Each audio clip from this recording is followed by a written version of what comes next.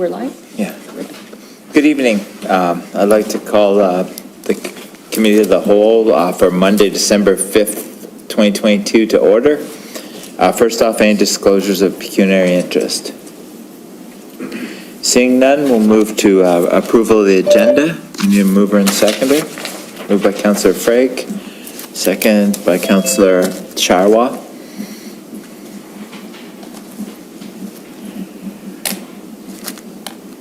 Moved by Councillor Frake, second by Councillor Charwa. Resolved that December 5th, 2022 Committee of the Whole meeting agenda be approved. All in favor? That's carried. All right. Now we move to number 7, the consent agenda. I think he was selected. Yeah, okay. Councillor DeFlavio. Thank you, Mr. Mayor. I have a question about DPW 2234, so I don't know if we have to pull that in order to ask questions about it, but it'll be brief, I promise. Yeah, you can just request to have Okay, it. can we have that lifted, please? Yeah. Which one? Councillor 2234. I'm in the same position. I have some questions about DPW 22-33, so if that could be lifted, please. That's so noted. Any further? Councillor Corstanzi. 7.1A, Joint Accessibility Advisory Committee, TC 2217. And I have another one, is that all right? Yes. 7.4A, Planning Touchpoint Reports, TA 2241. That's so noted. Councillor Vardy.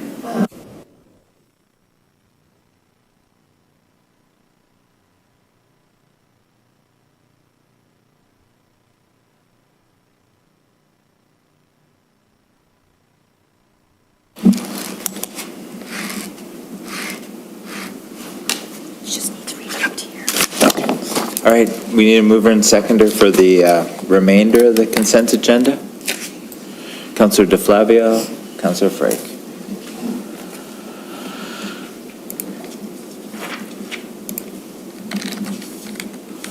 Moved by Councillor DeFlavio, second by Councillor Frake. Resolved that the Committee of the Whole hereby approves the following items and the various consent items be approved on the recommendation as contained therein.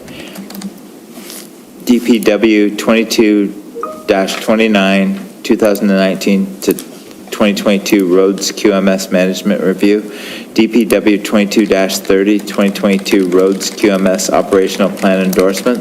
DPW 22-31, 22 to 2023 Annual Salt Management Plan Endorsement. DPW 22-32, 2022-2023 Winter Control Manual Endorsement. All right, all in favor in the consent agenda? That's carried.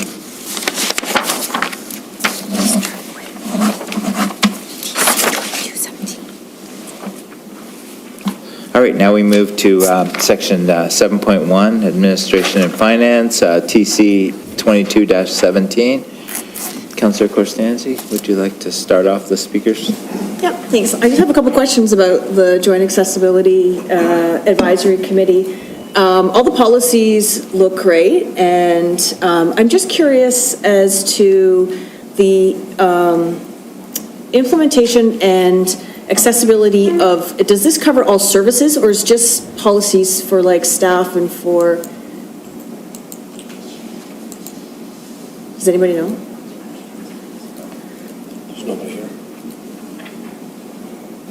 Maybe I'll be, Peter, did you want to comment on that?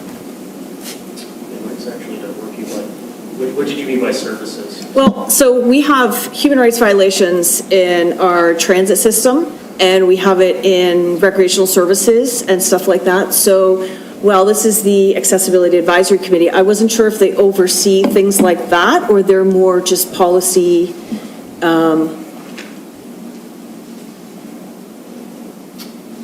Is that the right committee that deals with that stuff? That's what I'm asking, yeah.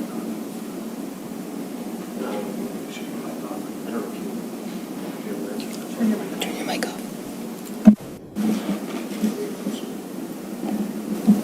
Go ahead, Peter.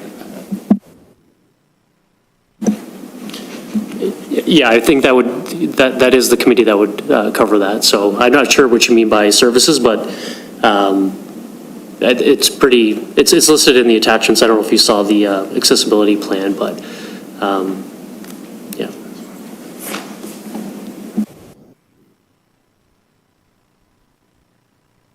Okay, thank you, I did. I'm just curious because we have great policies, but then is anybody overseeing that it's actually being implemented and then, because it's supposed to be done, but there are things that aren't done, so that's sort of why I'm questioning it.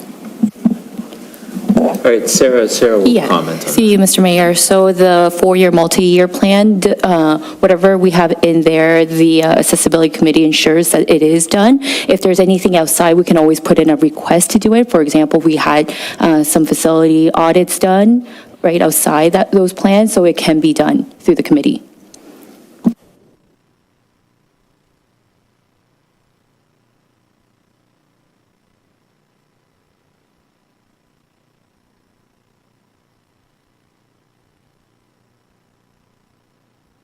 Any further comments on 7.1? Councillor Sharwa? Through you, Mayor Jordan, thank you.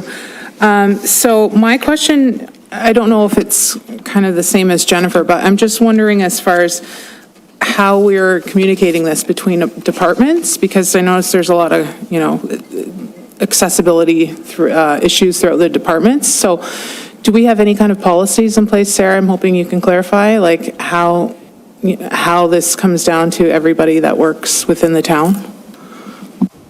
Through you, Mr. Mayor. So Donna Harrington is our consultant, so everything sort of filters through her instead of a staff.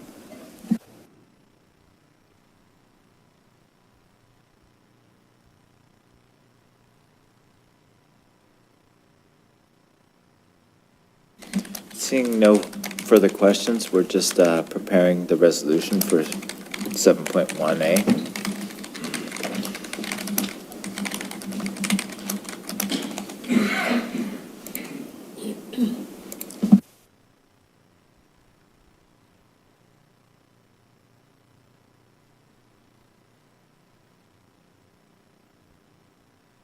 Just need a mover and seconder.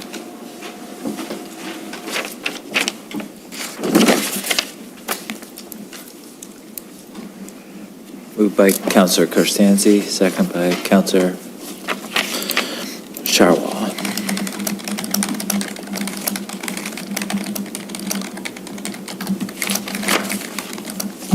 Moved by Councillor Corstanzi, second by Councillor Sharwa.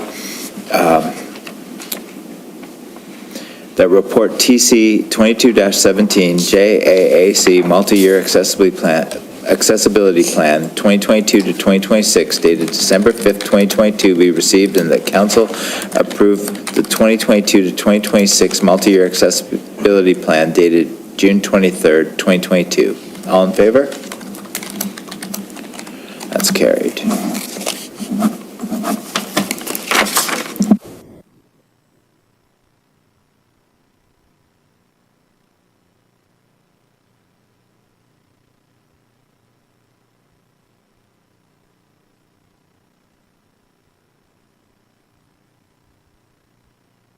All right, now we're moving to DPW 22-33. Parking prohibitions on Tupper Mar Linwood.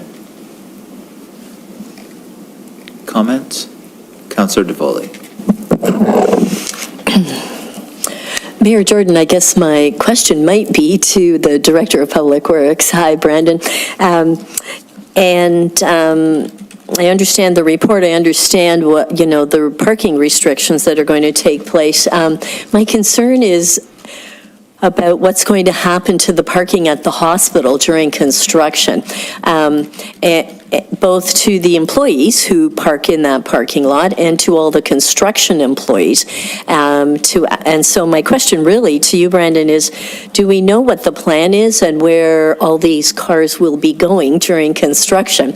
And I will just explain the why of my question, because we're seeing a lot of construction take place down at Casablanca again, and the construction workers have no place to park, and so they naturally park on the street. And so I would hate to see similar problems arise here as we go through the hospital construction. So just to back up to my real question is, what is the plan on where the hospital employees and the contractors and their staff will be parking when we restrict parking down these streets so close to the hospital? Thank you, through you, Mr. Mayor. So just with respect to the hospital, we are working on the site plan right now. Typically, we would deal with construction management as part of that site plan review. Although the hospital is a bit unique in terms of we've done some initial, early works permits in terms of the some servicing work. So I understand that there was some talk about utilizing an offsite parking lot with a shuttle. To be honest with you, I haven't had an opportunity to kind of look into that more detail to find out if that's what's happening. So certainly something I can take away with the team. Does that answer your question, or was there more that I could add? Sorry.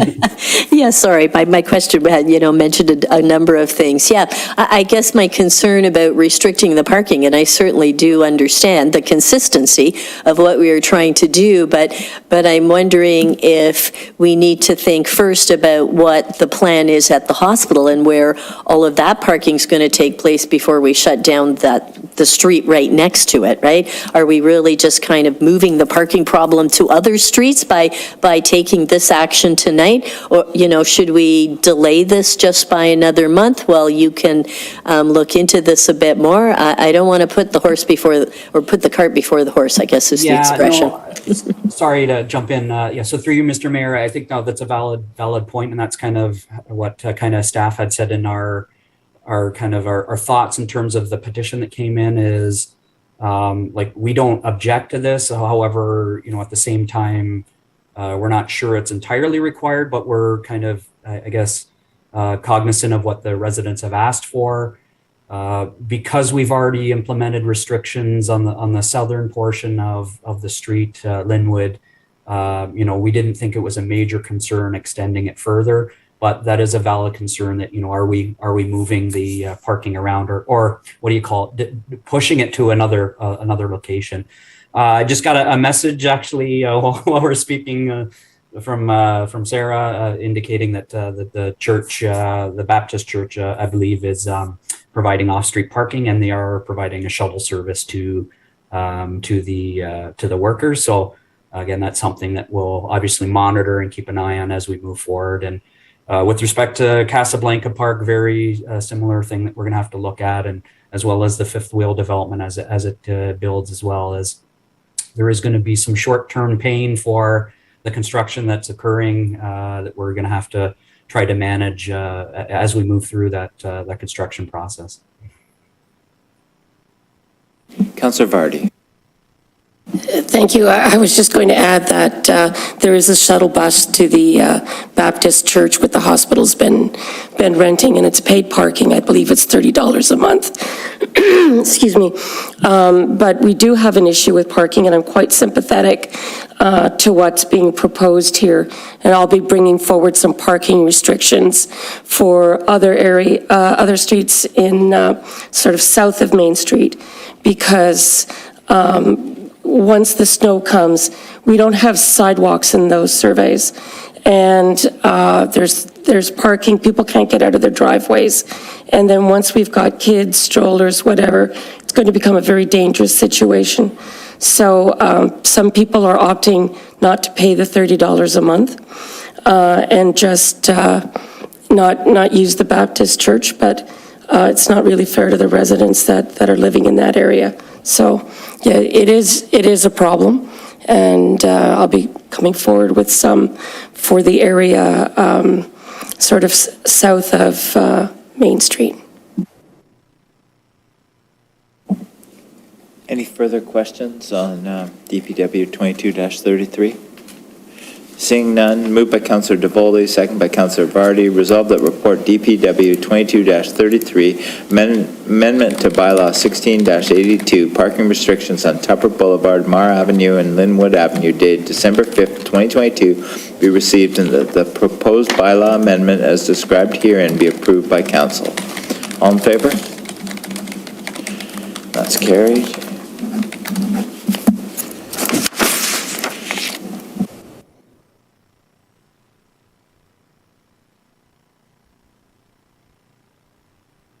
Yeah, I see it. Now we move to DPW 22-34, Assumption of Municipal Services, Sumner Place subdivision. Councillor DeFlavio. Thank you, Mr. Mayor. Through you to Mr. Wortman. I just have a question about timing for assumptions of municipal service, because, you know, I understand that 2 or 3 years is a reasonable amount of time for assumption of service. This is 14 years later, after construction. Are there any regulations in place that allow us to fine developers for not completing it on time? 14 years later, the infrastructure that was put in place in 2008 is not the same infrastructure that it is today. So, I mean, obviously, we're going to be giving them a little bit of the benefit of the doubt, but there's 14 years of use, so it's not the same roadway, it's not the same sewers, it's not the same water lines that are put in. Are there any penalties that we could put in place for lack of completion? The reason, and not in this particular case, because it's it was one street with a certain number of units, but, you know, in larger subdivisions, sometimes it keeps the town from assuming a park, for example, and keeps us from being able to put in play structures in a park and things like that. So I just want to know, through you, Mr. Mayor, to Mr. Wortman, are there, you know, what is the typical kind of timeline on this? And are there any kinds of penalties that we could put on developers to make sure, to light a fire under them to get these things done so that we can move on? I know that there's no rush to assume services as long as everything's completed properly, but 14 years is not a reasonable timeline in my opinion. So I would love to hear from you. Thank you. Sure. Through you, Mr. Mayor. So obviously, yeah, the timelines is not something I guess we're proud of, for lack of a better word. But obviously, we are subject to the developer and their ability to complete it in a timely manner. In terms of penalties, so we hold a letter of credit in the amount of a certain percentage of what the outstanding works is. So that's kind of looked at as our leverage for getting things done.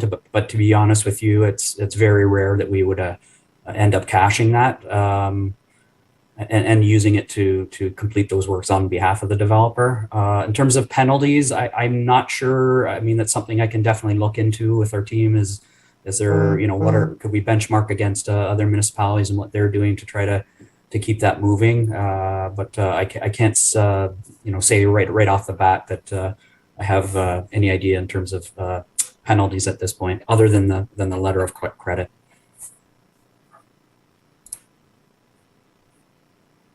Councillor DeFlavio. Thank you, Mr. Mayor. Yeah, I have always understood the letter of credit, but I don't see that as an incentive for, and it's never really been an incentive for developers to finish the development. So I'd like to see something, if we can, put in place that encourages the completion. Just even for your sake, for staff's sake, to get it off of the books as something something to check off. And the assumption by the town means that it becomes part of our regular inspection, which I'm sure it is anyway. I'm sure that you're doing all the things that need to be done in those developments anyway. So it's just really inconvenient, I think, for you that this continues on for this length of time. So I'd like to see it just get checked off and moved on and off of the books. So if we've got a way to do that, I think we should do it. So thank you. Yes, through you, Mr. Mayor.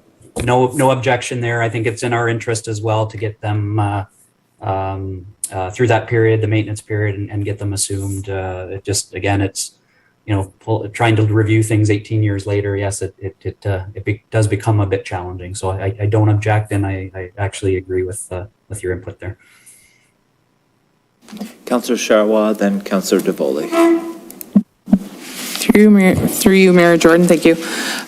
So I had the same questions because 14 years is a very long time for this credit. So I actually went back because I thought, oh, this is interesting. Let's look back at the history. So I pulled this up from 2007. So this is the Planning and Development Committee, when Mr. Lazani and Mr. Armstrong and Mr. Ryan Oosterhoff of Lazani Homes were in attendance. So I looked at that, and then I was wondering a little bit about how something like this from 2008 would come up. So can you, first, I have a number of questions. So how would this even pop up today in 2022? So what is the process for how this would come back? Sure. Through you, Mr. Mayor. So the way it works is essentially we have a subdivision agreement in place with the developer. Agreement's registered on title. It lays out the requirements of, developers' obligations, town's obligations, et cetera. In the case of maintenance period, essentially once they're completed, we break it out into different services. There's primary services, there's secondary services. Once they're completed, all those services, and the town's happy with them, it gets turned into what they call a maintenance period. And the maintenance period, I think it's 2 years, it could be 3.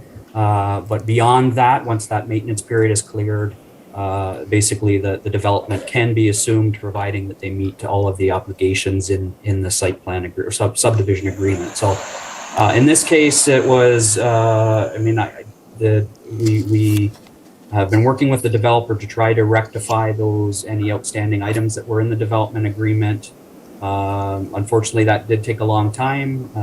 Again, I don't think this is an example of typical subdivision maintenance period or a period where it takes to assume. So it is a little bit abnormal in that respect. So just to clarify that the requests do come in from developers to review the status of their letters of credit, and prior to us releasing those letters of credit, we have to make sure that they meet all of their obligations. That would require us doing like inspections and stuff like that, and making sure that the consultant who designed it is signing off that all the works are complete. So hopefully that answers, or at least provides some more information.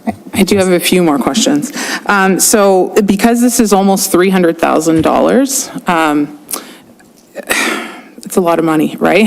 So I don't know if this is normally how we do things, because it does say in the analysis comments that the maintenance period for the development has expired and all noted deficiencies have been rectified. So there's not enough information here as far as like telling us, first of all, about the agreement and what the timeline is, because later on in the agenda, I did notice there was another agreement coming up. And again, it's only for 3 years. So I would like to be able to see what the actual agreement was, rather than noting or making a decision about this right now, because it's $300,000, and I would like to know if under contract this should have been done earlier. So, and I did actually notice that we had a similar situation for in 2007, again, another one that was 2007, came back in 2020. We gave almost $300,000 again to the same developer for Garden View, I believe. So that this is the second time. So I would feel most comfortable, just as a new counselor, to have that information before approving something like this. So if we could possibly defer this to the next council meeting when we have the actual documentation that shows that they've met those contractual obligations, that's what I'd feel most comfortable with.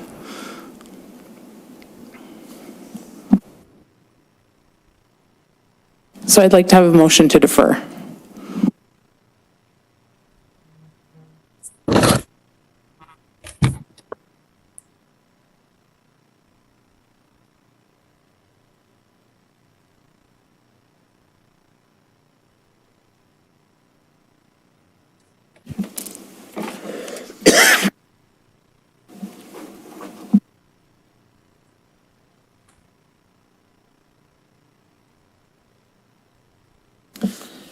All right, we have a motion to defer, moved by Councillor Charwa, second by Councillor Frake.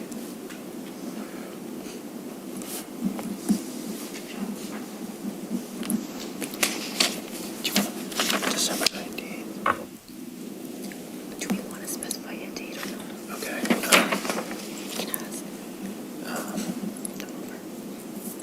Did you, for the mover, did you want to specify a date? Whenever I can get this information. All right. All right. All right, moved by Councillor Charwa, second by Councillor Frake. Resolved that report DPW 22-34 be deferred. All in favor? That's carried.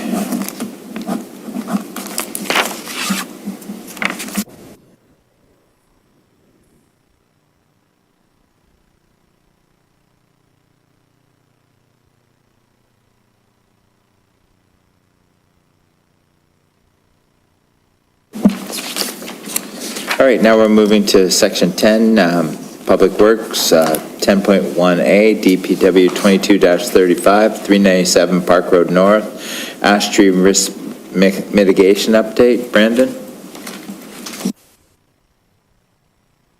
Yeah, hi, through you, Mr. Mayor, again. If you don't mind, I thought if I could provide a bit of an overview. This is an update on a previous report that was brought forward to council. Just let me follow up on my notes here, sorry. So the report before you this evening, again, is an update on a matter relating to existing ash tree located on or adjacent to Park Road North, public road allowance. It's in the Grimsby Beach area, just south of Temple Lane. And I just wanted to provide some context on the matter just for new members of council, just to give some background. So earlier this summer, staff were making arrangements to have the subject tree removed. The decision was made based on information that was provided as part of a condition assessment that was performed by a qualified arborist, and that assessment occurred in late 2021 or late summer 2021, excuse me.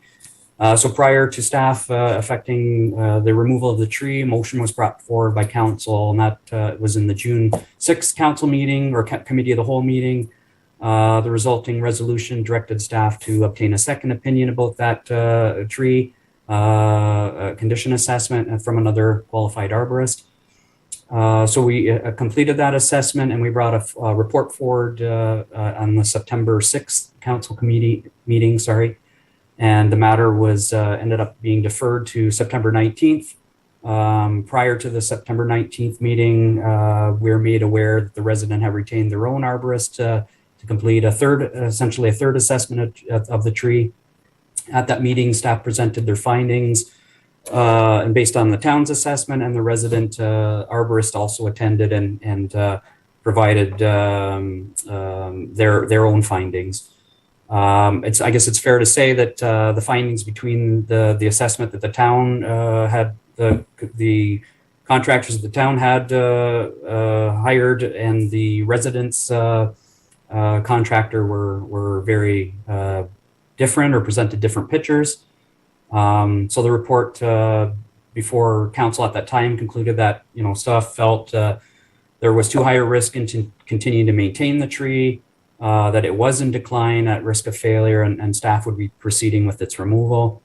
At that meeting, a resolution was introduced by council directing staff to come back to council with an update on next steps, essentially before removing the tree, which kind of brings us to the report before you this evening. In this report, we've outlined our risk mitigation measures that we've employed since the September council meeting.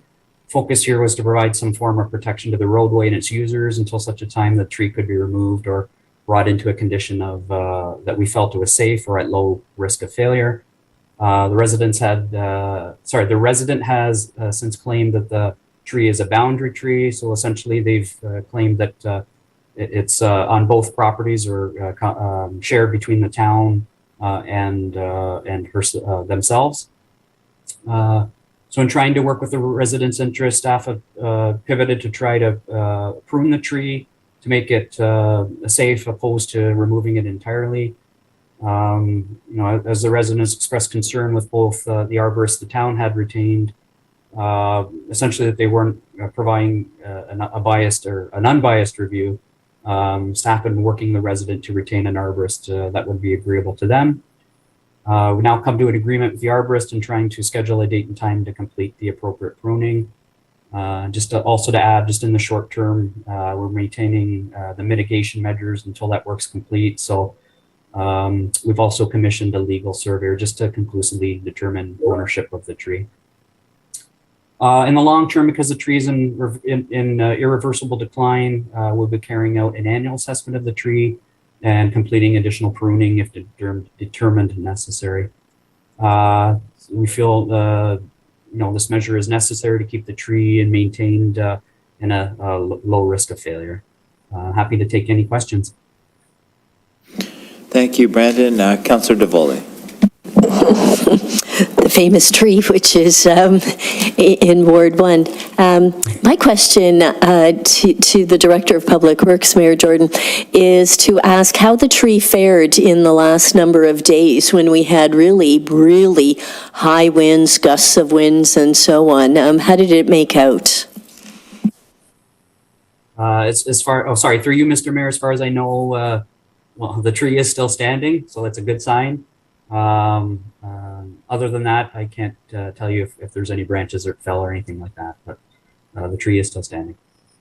If I may just continue, did we send someone out to sort of drive by and take a look at it, or do we count on the homeowner letting us know if large branches have come down, or can you just explain how you monitor it? Yeah, sorry, through you, Mr. Mayor. So essentially, we, in the heavy wind conditions, we've actually set up a temporary road closure, just to, again, to protect the liability of the town should the tree topple over or, a significant portion of the tree fall. So essentially, until we have the arborist come in and do some trimming of the tree, we're operating on that what do you call it, to risk mitigation efforts. Did that answer your question? Sorry, I got it all. Yes, it does. That's fine. Okay, thank you.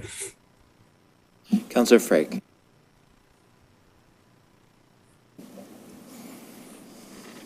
Thank you, Mr. Mayor. Hi, Brendan. Here we are again, talking about that tree.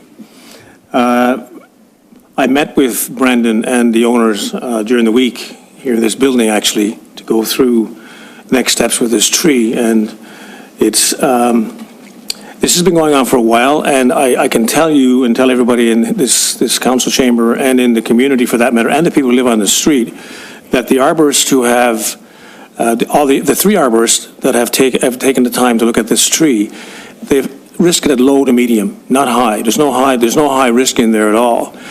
The residents where this tree sits, between the two properties, have been nursing this tree and taking care of this tree, and for as long as they've been there, they spent over $7,000 to date ensuring that tree is safe and that tree is healthy. So, and I just want to see this thing go forward. I know that right now we're going to prune the tree and just keep an eye on it and I think we're going to leave this till another year. Is that right, Brandon, before we come back to it again? Unless something drastic happens in the meantime. Sorry, yeah, through you, Mr. Mayor. The idea is, again, we want to, both the town and the resident have agreed to do some additional maintenance on the tree. So it'd be basically a canopy reduction. So trimming the tree back, taking any of the deadfall off there, ensuring that it's in a safe condition. From there on, that would we would feel more comfortable that, okay, now it's in a low risk of failure situation. Would likely remove the road closure requirements that they were putting in right now, and then going forward kind of on a longer term basis, we would do annual condition assessments just to make sure that the tree is still in good condition and identify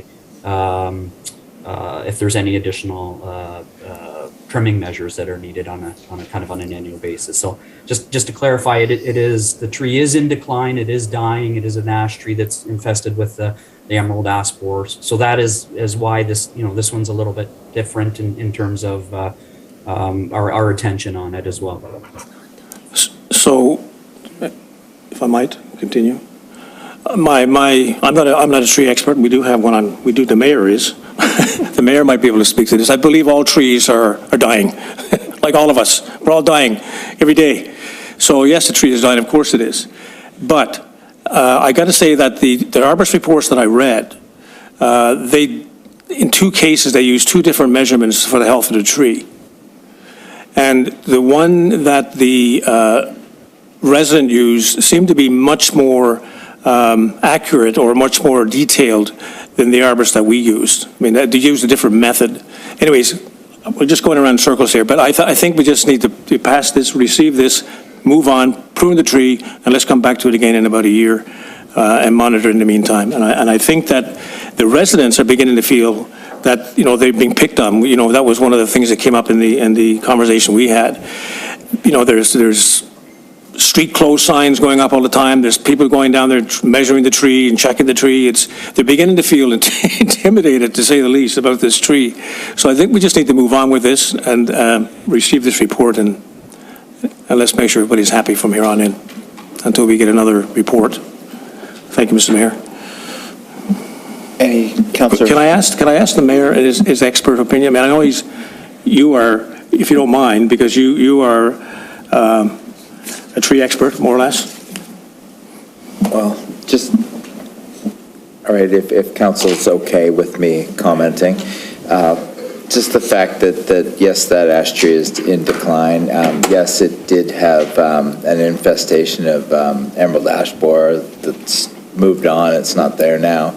And the EAB control does stop the emerald ash borer.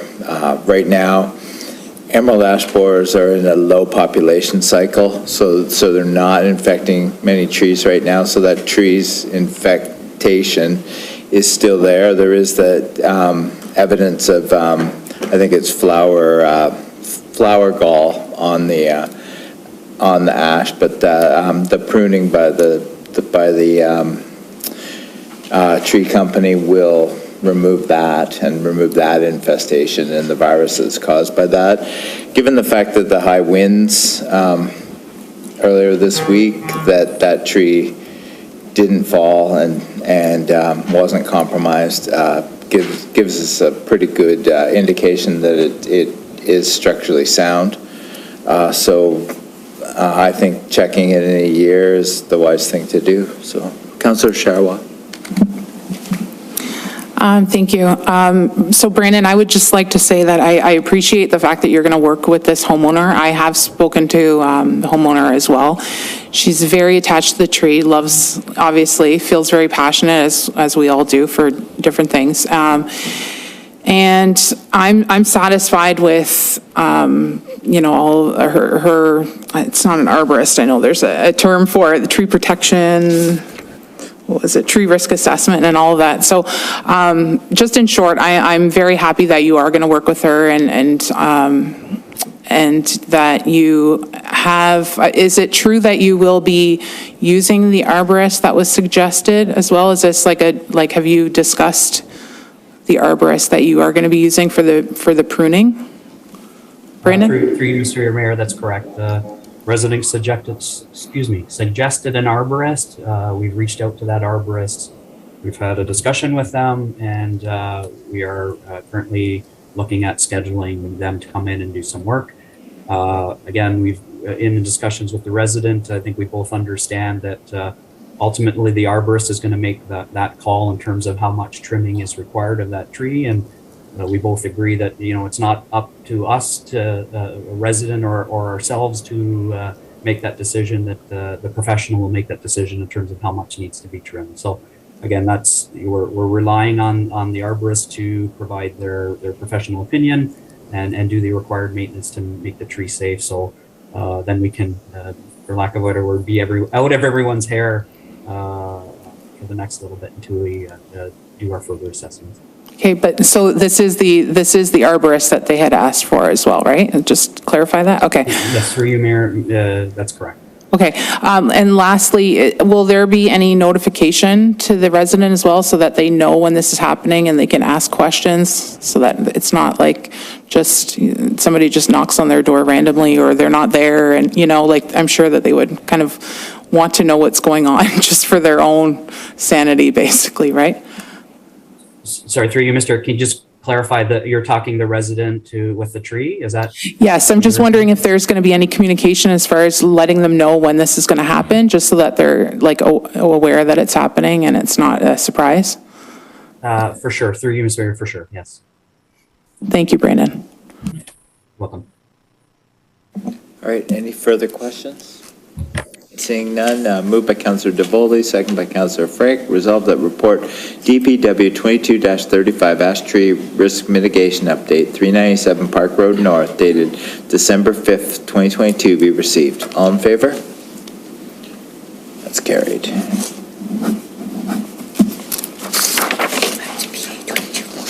All right.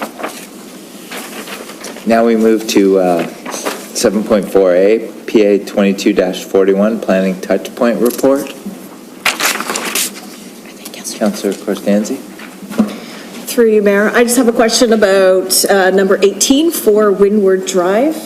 It says Phase 1 consists of the construction of the 19-story apartment building with 337 dwelling units, ground floor, retail, restaurant, commercial space. And Phase 2 is the demolition of the existing hotel and then the construction of 12-story apartment building with retail space and 50 hotel suites. So are they going to have the hotel going the whole time, or are we demolishing the hotel, building residential, and then building hotel in the second? Through you, Mayor. The first phase is the construction of the 19-story building in what is now the parking lot on the east side of the site, and then the demolition of the hotel, as far as, from what I understand, demolition of the hotel site, portion of the site, and then construction of the new building on the same portion of the site. The details of that will be worked out through the site plan review process. We'll need to deal with other matters like a construction management plan for parking, things like that, Okay. where they store materials and things like that. So, but that's something that we will be working out through the site plan review process. And, but regardless, there will be a period of time where the hotel will not be functioning.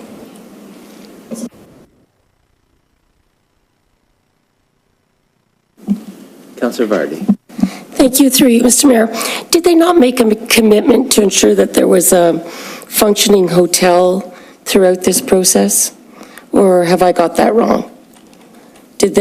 Was there a change somewhere along the way that I'm not aware of?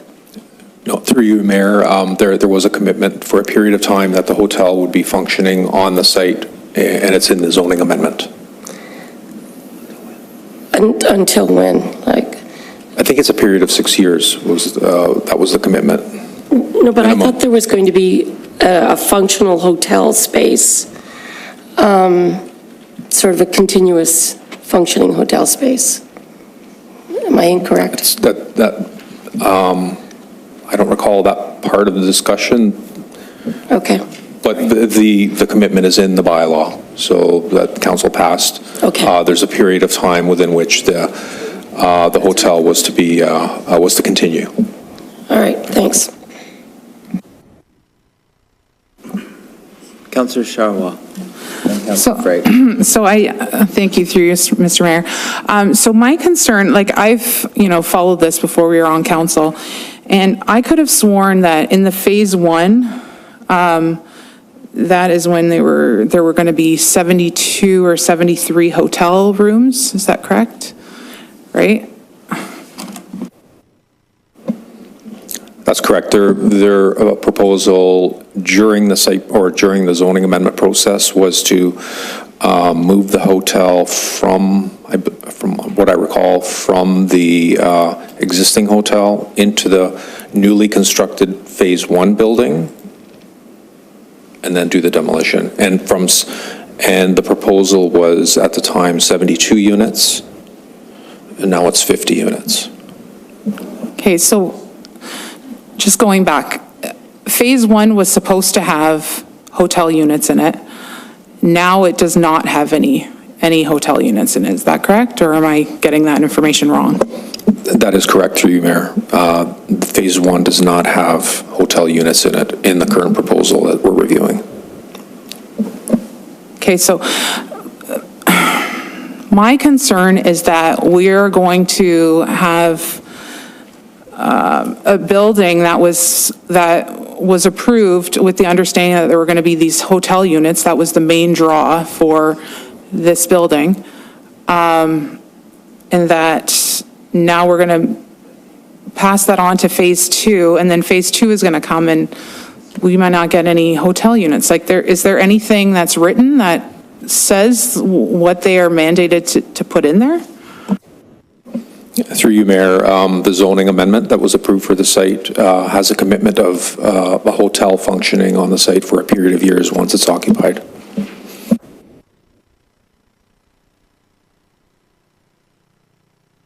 Councillor Frake. Thank you to the mayor, to Walter.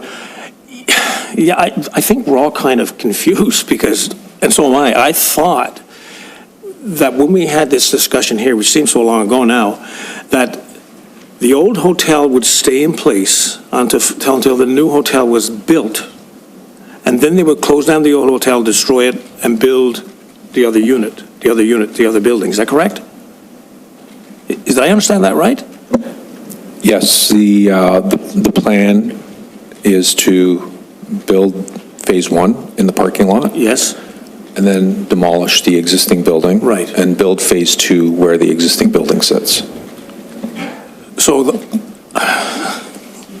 maybe I'm stupid. Just a point of clarification here. I think what Councillor Frake is trying to say is that the previous council, which three of us are here, I think it was before Councillor DeFlavio's time, we agreed that there'd be a continuous hotel on that site. Yeah. So that we would not lose any hotel. Accommodations. It would be continuous during the construction. So are you saying that that's changed now? So I'm not stupid. Yeah, through you, Mayor. The commitment was in the zoning amendment, and the zoning amendment is identifying a period of time that the hotel is to remain in place following occupancy. I believe that's how it's worded in the amendment. Remain in place. There were no other agreements. We're currently in the process of preparing a site plan or reviewing a site plan, and that will be an agreement that will come before council for approval. So, If I can just speak, I think that is not the way the applicant presented it. no, it's not. They presented it that there'd be a continuous hotel on that site, and I feel a little bit misled. Yes, that's my point. By that. Thank you, Mr. Mayor, for clarifying that. I thought that's what I heard, and that's why I'm so confused at this point in time, and so is Councilor Vardy, and so is Councilor Shara. So, I also understood that they were going to have 72 rooms and not 50, but that's changed as well. Okay, I think that came to the last council as well. Can we get this totally clarified? I mean, is that what they're going to do? They're going to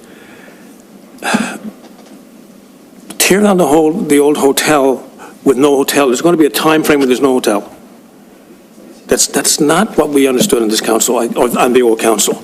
That's for sure. Is that right, Councilor Vardy? Councilor? That was my understanding. So how do we back that up? I mean, that was how we were led, what we were led to believe at the time. So nothing's come to council since then that we know any different. Right. Thank you. Again, they submitted their application. Staff are currently reviewing their proposal. We haven't even provided comments to them yet. So we get a chance this to is do that? this is one item that we will be addressing and asking them to clarify. There are changes from the plan that was submitted. Even the look of the building is a little bit different, or the buildings is a little bit different. So some of these things, we've asked them to clarify. And this is something that will evolve through the review process. But we haven't had an opportunity to submit our review comments to them yet, because we haven't completed our first round of reviews. So are they coming back to council to give us another update? This is a staff approval. It'll be a staff It's a update? site plan has been delegated to staff as per the provincial mandate. You want something else? Okay, I'm flabbergasted. Anyways, someone else might want to say something. Thank you, Mr. Mayor. Councillor, everyone done their first round that wants to speak? So, all right. Councillor Charrois. Through Mayor Jordan, thank you. So how do we enforce that we get the hotel, the 50 hotel rooms in phase one? Is this like just we're done with that? Like even though they agreed to having 72 hotel rooms in phase one, now they've just decided they're not going to do that. So that's just too bad for us, because they totally went against everything that they said that they were going to do. Like, is there anything that we can do to make sure that they stay true to their word of having these hotel rooms for 7 continuous years? This is something that we'll address through our staff review. Again, we haven't gone through that round yet with them. We've just received the submission. We are reviewing the submission. We will provide them with comments. What can council do? What's required of them is what's in the zoning bylaw. The zoning bylaw just identifies the timeframe that a hotel is required to, following occupancy, to be maintained on the site. Okay, so again, I apologize if I'm redundant or I'm just missing some information, so please just bear with me. This is the planners that are coming up with the zoning bylaw, correct? Like, are you, I'm just wondering how there was nothing here in an amendment that specified that there were any obligations as far as that there had to be the 72 hotel rooms in phase one before there's any switches or anything. Like, is there anything written that says specifically that this is what they must do, that this is what they're obligated to do? Thank you. Through you, Mayor, through the zoning amendment application process, they submitted an amending bylaw to us. We submitted a report, and what council negotiated through that process was an additional clause to be inserted to require the hotel operation to, following occupancy, to continue for that specified period of time. That is something that council negotiated with the developers through the zoning amendment process.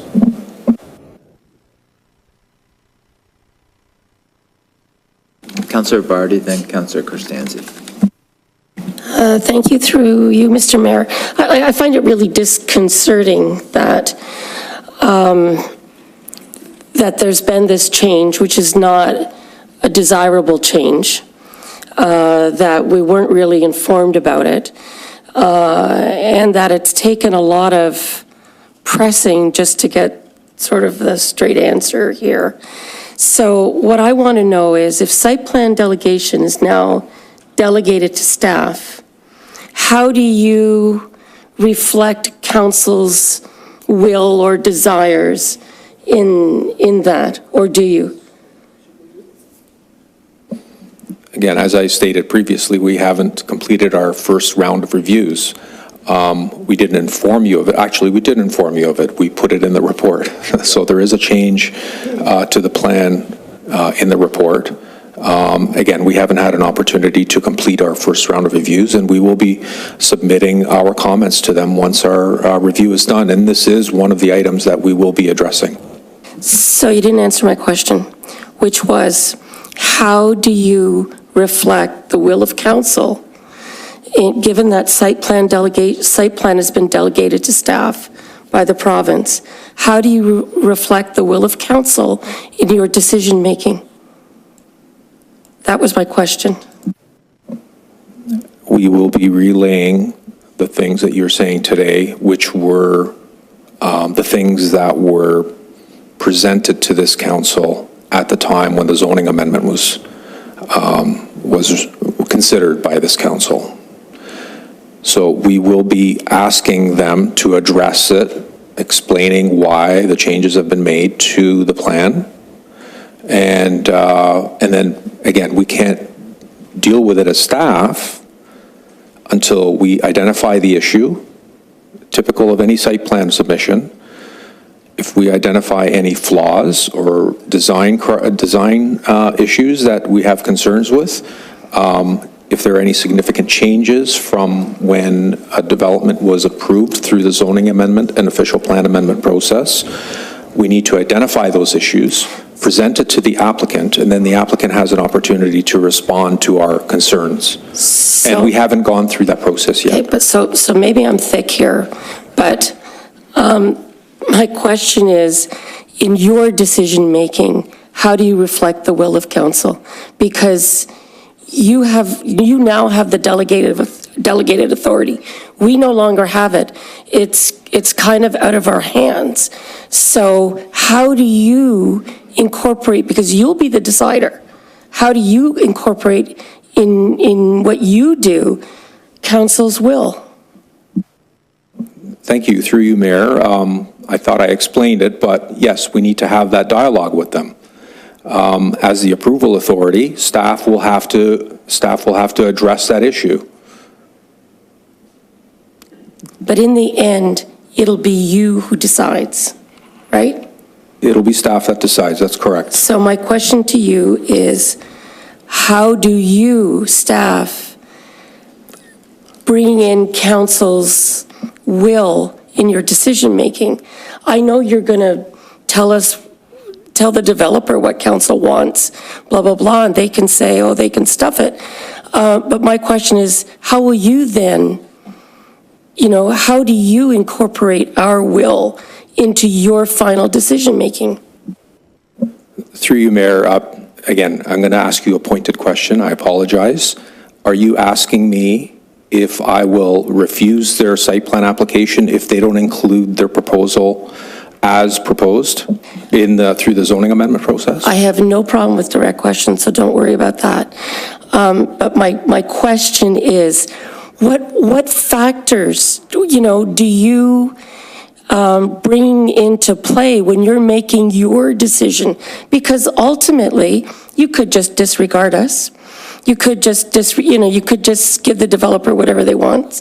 How do you incorporate our will? I just going to stop you right there, Councillor Vardy, because I think Walter's definitely answered the question, saying that staff is going to work with council and their recommendations will be what council, and I think council is giving Walter a lot of fodder to go back to the developer with, saying that the previous council agreed on where we're at to keep the hotel moving and keep the hotel operating continuously. And in my opinion, I don't think that it's actually a smart move by the developer to close a hotel down for a certain amount of time.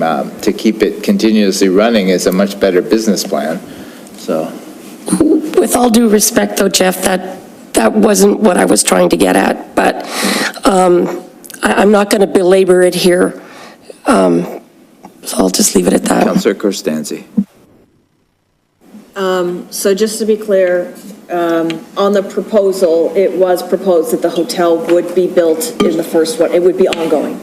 And we changed our official plan, and we changed the zoning for the developer under those circumstances. So that's how it was approved, and that's how the plan and the zoning has changed.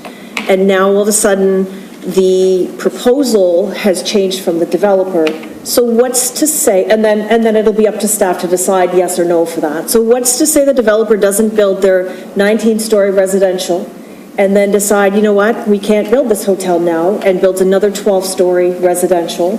Because if they've changed it once, they can change it again, and if it didn't come before council to be approved, it's not going to come again. So now we're losing business, and we've changed the zoning, and the developer walks away with a 19-story to 12-story residential, which wasn't what was initially approved. I think that's where part of the concern is. Yeah, thank you. Through you, Mayor. There is this provision in the zoning bylaw that requires there to be a hotel for a period of 7 years, is it? For a period of 7 years, following occupancy. So if they were to want to change that, they would have to come before council and request that change through an application. Councillor Frake. Thank you, Mr. Mayor. I got to say that, yeah, this is a really poor business plan and a very poor strategy on behalf of the developers and the builders of that hotel. Because the only reason why, the most attractive thing about that particular project was the fact that we were going to get a new hotel. And that's probably the biggest reason why I think council at the time, and I, voted in favor. I know that in my case, that was the reason why. I was excited about it. Because they were going to build a hotel, they were going to make sure that hotel continued, the old hotel continued till the new one was built, and they just never missed a beat kind of thing. And I really liked the idea they were going to build a brand-new hotel in Grimsby, because we need it. We need it desperately. We need it for all these new residents that are coming to town and all the new businesses that are coming to town and so on and so forth. And the region is getting busier and busier. We're losing out on hotel business. That was one of the main reasons why I voted in favor of that particular development. And now I find out there's something a little bit different going on. I'm going to leave it at that. That's not a question. I just want to move on to another item on the list, if that's okay, Mr. Mayor. Yeah, Councillor Frake, what item? Item number, there's no number. It's under other activities. I see there's 19 applications to, 19 NEC applications. Can you give us an overview of what that's all about? I mean, see 19 applications to the NEC, is that right? Are the addresses not on, at the end? Yeah, there's a list of... What's the background on it? What's going on? Yeah, thank you. Through you, Mayor. Many are just additions to houses. Some are new houses that are being constructed. But most of the stuff is minor additions, pools, things like that. Okay, there's no major building in there. There's nothing nefarious going in there, because no. I don't want to see another Gulf Woods Road. No, there's it's virtually all of them are residential, and you're only allowed one house per lot in the Niagara Escarpment Commission area. Because they back onto the escarpment, that's the reason why they have to go through the NEC. I'm sorry?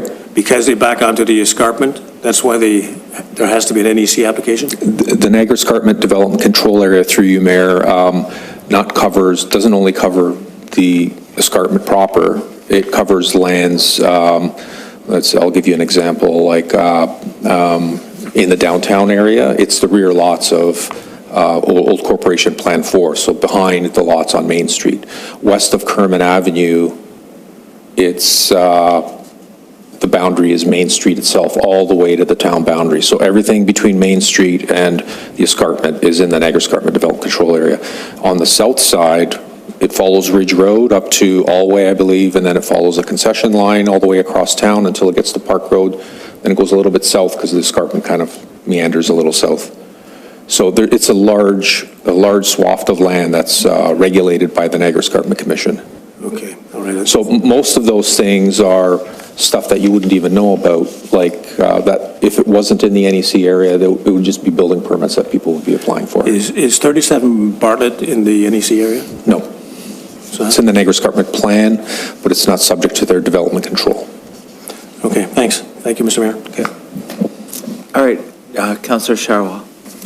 Thank you, through you, Mayor Jordan. I would just like an update, if that's possible, for item 27 for 2 Livingston Avenue. It just talks about the redevelopment of the former gas station site with commercial building. If you could just provide just a general the background of what they're proposing, that'd be great, if you can. Thank you. Through you, Mayor. There isn't a description in the, It just says application submitted and under review. Is there any information you can give or no? I believe that's the empty lot that's. no, I know where it is. Okay. I just thought there was a description No, of the there's proposed nothing. development on there. I apologize. Yeah. There should have been a description of the proposed development, but it is a commercial building.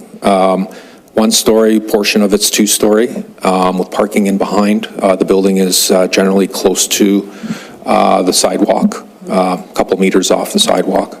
That's there. And occupying also the Patton Street frontage too, so. And it's a multi-tenant building, that's proposed, yeah. Thank you.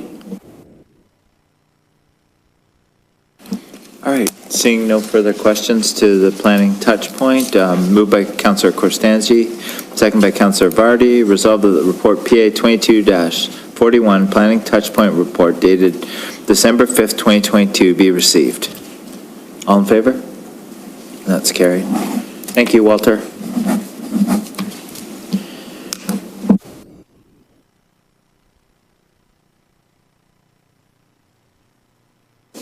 All right, now we're moving to report PA 22-42, staff recommendation report, 9 and 11 Kerman Avenue. Adam? Yeah, thank you, Mayor Jordan. For those of you who don't know me, I am Adam Geniak. I'm one of the planners for the town. I just have a brief presentation to go through regarding this development and staff recommendations for this development. Next slide, please. Yep, so this application is for a proposed zoning bylaw amendment, draft plan of subdivision, and draft plan of condominium at 9 and 11 Kerman Avenue. The proposal includes 44 lots with 44 units total, 42 of which are semi-detached units and 2 single detached units, with extensions to Sumac Court planned with the new cul-de-sac that would meet town guidelines, and a condominium road running through the site, connecting Kerman Avenue with Sumac Court. So the single detached dwellings are the one on the far east fronting onto Kerman Avenue, and the one immediately south of the Sumac Court cul-de-sac, proposed cul-de-sac. So this proposal will also have a pedestrian walking path for access to Main Street West, amenity green space located next to, in between some of those semi-detached dwellings there, as well as 20 visitor parking spaces. And just to clarify what each application is for, the draft plan of subdivision is specifically for the creation of the 44 lots. The zoning bylaw amendment proposed is for the changing of the zoning designations, which I will get to in a sec. The site-specific modifications on the site, and specifically to accommodate the lots and the proposed dwellings on the lots. And then the draft plan of condominium is for the common element condominium road. Next slide, please. So just to briefly go over the official plan, so it is a low density residential area designation on this site. This designation permits a mixture of residential uses, including single detached dwellings and semi-detached dwellings. It is considered a stable residential neighborhood, like all of the low-density residential areas in the town, but it does allow for limited development, evolution, and rejuvenation, and there is a maximum height limit of 2.5 stories. Next slide, please. So just to briefly go over what the zoning changes are, the existing zoning on the site is neighborhood development and residential detached 1, or RD 115. So this was originally to accommodate a greenhouse and a single detached dwelling that were previously on these sites. So the proposed, I just have included as well a map from the recommendation report that sort of outlines the designations before and after that are proposed.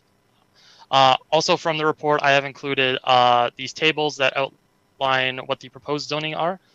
So residential multiple 1 and residential detached 1 or RD125 zones are what is proposed with some site-specific modifications. These modifications on these charts are outlined in red. So the modifications are mainly for lot coverage, some of the setbacks for some of the various lots,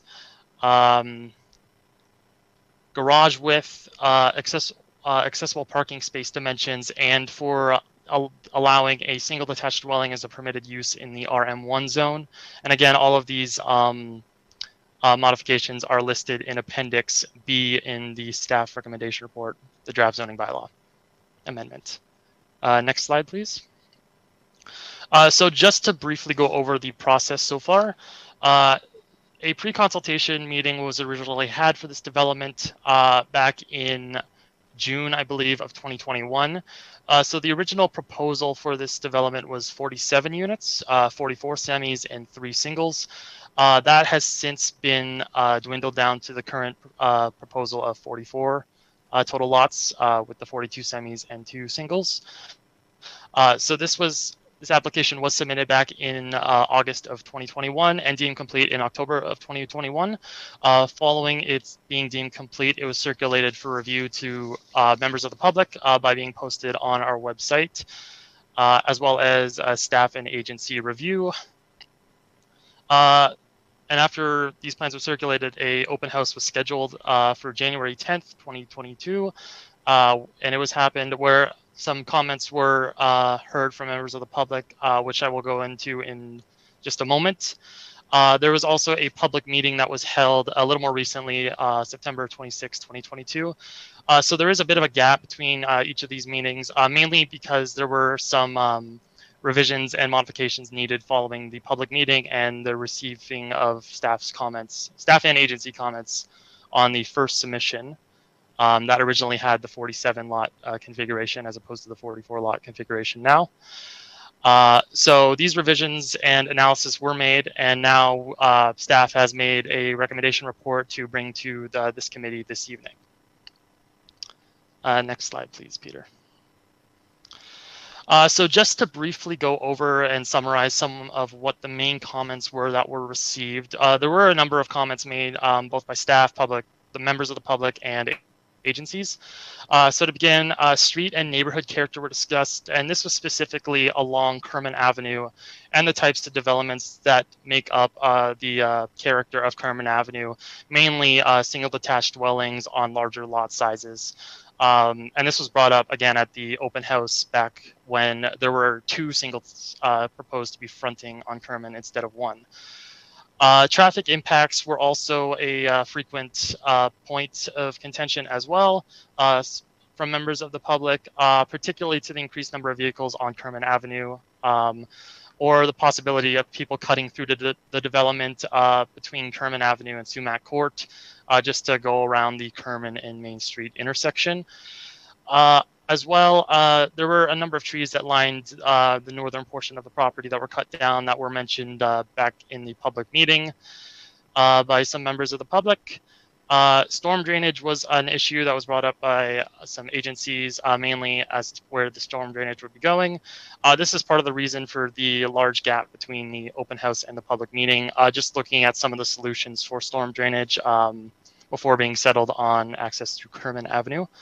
Again, Kerman Avenue's repaving, this was related to the storm drainage as the road was recently repaved, though that will be needed for the storm drainage infrastructure.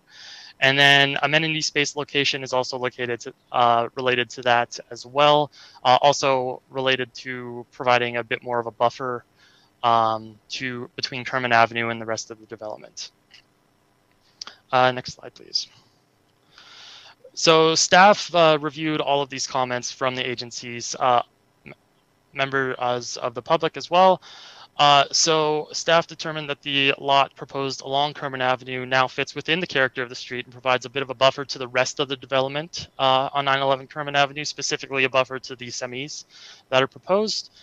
The proposed uses, in staff opinion, would fit into the character of the surrounding area, and a lot of the lots are consistent in size and configuration, particularly with the Sumac Court and Linden Lane areas just to the west. The development aligns with the principles of controlled growth, providing efficient development and land use patterns, and is appropriate intensification and infill as outlined as a goal in section 2.2 of the official plan. And staff determined that there was sufficient parking to be provided on the to future residents and visitors of the subject site, with two-car garages proposed, spaces on the driveway as well, and then the 20 visitor spaces that are also proposed. Next slide, please. So after all that consideration, staff brings forward these recommendations today. That report PA 22-42 applications for the zoning bylaw amendment, draft plan of subdivision, and draft plan of condominium at 9 and 11 Kerman Avenue, dated December 5th, 2022, be received. That the zoning bylaw amendment and the draft bylaw attached to the report as Appendix B be submitted to council for approval. That the draft plan of subdivision be approved subject to the conditions outlined in Appendix C of this report.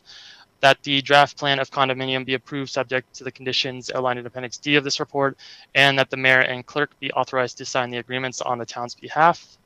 And that is it. And if there's any points of clarification that are needed, I'm free to answer some questions. And I believe we also have John Arians from IBI Group here as well, who can also offer some points of clarity if needed. Thank you. Great, thank you very much for your presentation, Adam. Questions or comments from council? Councilor DeFlavio. Thank you, Mr. Mayor, through you. So I didn't see any, thank you, first of all, for the presentation, and I'm happy to see that the Kerman Avenue frontage has just one house fronting onto it instead of two, so that's great news. My question is about parkland dedication. I didn't see any mention of it in the report. I know that it's condominium, and so we wouldn't put a park in this area, but there is no park anywhere in this area. The closest park is probably Willow or maybe Town Hall, or the one across Livingston Avenue. There's nothing within like 1.5 kilometers. And so I'm concerned when we have, 40 plus units, plus the existing houses on Linden and Sumac, some approved lots on Linden, I believe, and potential future development on the property on Main Street. So I don't know, let's say 75 units with no park. And I hope lots of families and kids move into this development. I'm just wondering how staff feels about the lack of parkland, and if there was any mention of that from our park staff, any concerns about the lack of parkland in this area. Thank you, Mr. Mayor. Through you, Mr. Mayor. So regarding the parkland, I do believe that the parkland that is provided on the site would be accessible to members of the public. The main consideration with preventing, vehicles from going through the site was mostly restricting vehicles instead of pedestrians. I don't believe that any comments were received from our Parks Department regarding the lack of parks in the area.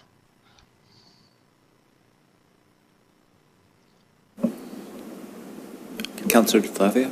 Thank you. Maybe Mr. Basic is going to answer, but when Adam mentions the parkland on site, I'm assuming he means that little strip of land that fronts onto Kerman, which is private property, and it's not private property and it's not part of the subdivision? Okay, so that's a park? Thank you. Through you, Mr. Mayor. Just quickly, there's a stormwater management facility that's being provided on the site, which will also serve a dual function as a small parkette. The lands to the north are privately owned. There's a residential lot right next to the Kerman Avenue lot, and then there's a walkway connecting the Blessed Trinity High School property to Kerman Avenue, between the vacant lot and the next lot to the north. But in terms of public parkland and Parks and Rec response to their application. They did not request that there be a parkland dedication on this site, and there was no planned park in the immediate area.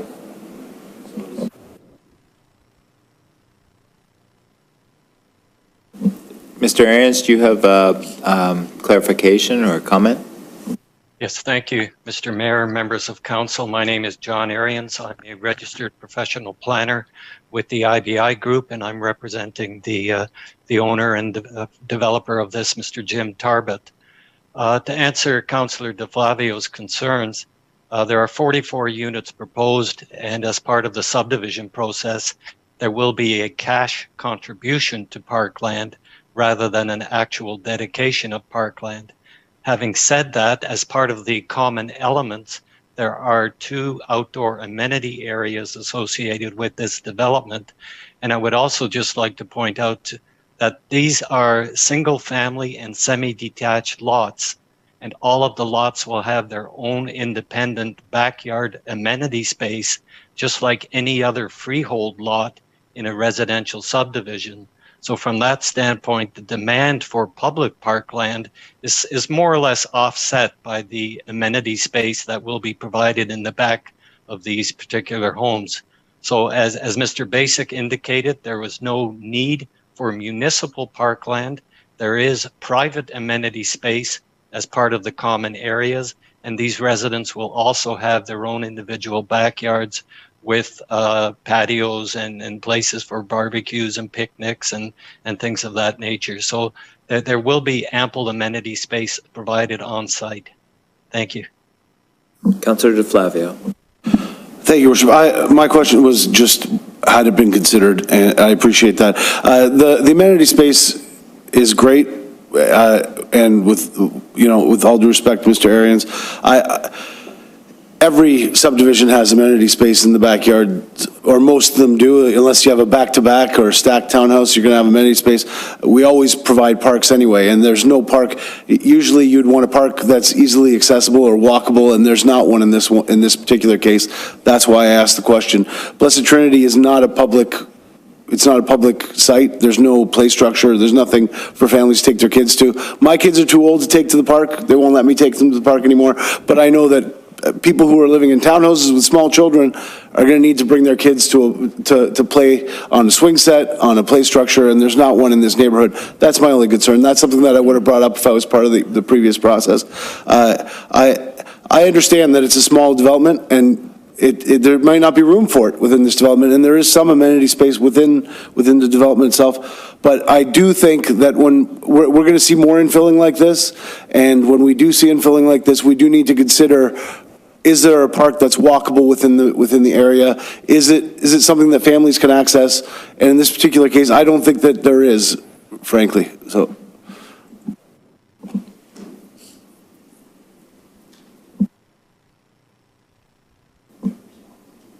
Yeah, thank you. Through you, Mayor. I don't know if you recall, but the Parks Master Plan identified specifically where in town there are deficiencies in parkland, public parkland, not schoolyards. And the main area of deficiency was in and around where the high school is and the central school. So those in this neighborhood, this is where the main deficiency was identified. Any further questions from council? Seeing none, we need a mover and seconder. Moved by Councillor Frey, second by Councillor Bradzi.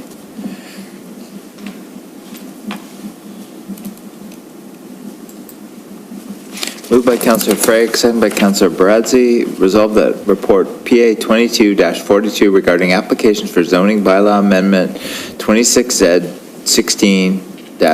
16-2105, draft plan of subdivision 26T-16-2102, and draft plan of condominium 26CD-16-2104 at 911 Kerman Avenue dated December 5th, 2022 be received, and that draft bylaw attached to the report as Appendix B be submitted to council for approval, and that the draft plan of subdivision be approved subject to the conditions outlined in Appendix C of this report, and the draft plan of condominium be approved subject to the conditions outlined in Appendix D of this report. The mayor and clerk be authorized to sign in the agreements on town's behalf. All in favor? That's carried.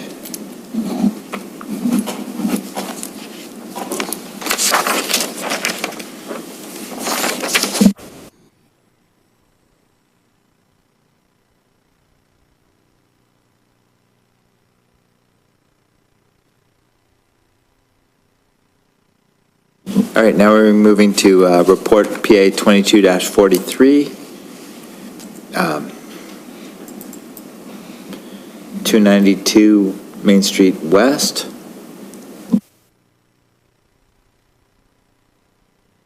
Walter, are you going to speak on that?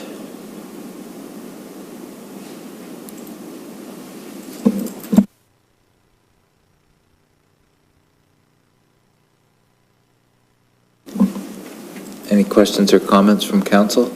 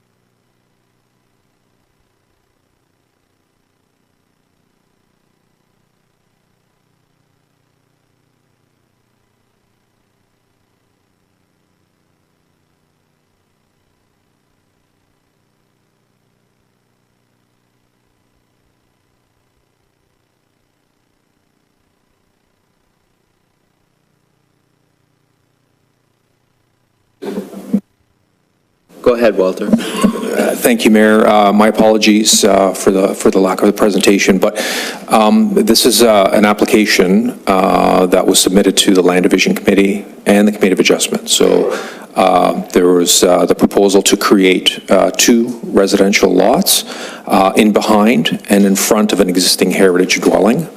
The Heritage Committee made the determination following staff's recommendation to not approve the front lot. As I believe you might have a copy of the plan in the report, so if you can refer to it that way. The front lot was not approved by the Land Division Committee in accordance with staff's recommendation, primarily based on heritage reasons. Bianca Verrecchia is here also. She'll be able to answer any questions you might have specifically about that. The rear lot was recommended for approval, and it was approved. And there were associated easements with each of the lots. The easements that were required for the front lot were recommended to be refused, and were refused. And the easements for the rear yard were recommended to be approved, and they were approved with the exception of one sanitary sewer where Public Works staff had recommended that the servicing through the existing easement in the neighboring subdivision be for the rear lot and not the middle existing house. So that in essence is the nature of the development. And the decisions to refuse were appealed to the Ontario Land Tribunal. The report is essentially recommending that staff hire a lawyer to represent the town's interests at the upcoming hearing, and in support of the Committee of Adjustment Land Division decision, and in support of the staff recommendation. Thank you. Thank you, Walter. Questions or comments from council? Councillor Devoli. Could you just explain in a little bit more detail why the Committee of Adjustment and so on decided not to approve the one at the front again? You said it was based upon heritage concerns? Yes, thank you. I did. I'd like to defer to Bianca. She might be able to explain it a little bit better than I can. Thank you. Welcome, Bianca. Good evening, through you, Mayor Jordan. So there was some concerns from a heritage perspective within my memorandum, which was attached to the report. There was a picture of the property from 2000 and then again in 2022. And there shows a significant change in the development of the lot. Maybe I can ask Peter if I can show the photograph. That's okay. Would that be okay, Peter, if I just showed them that photograph? Yes, yeah, that's fine. Yeah, okay.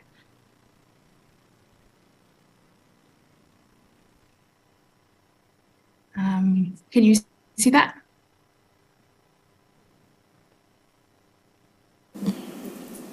If you could zoom in a little bit on the photograph itself. Yeah. Thank you.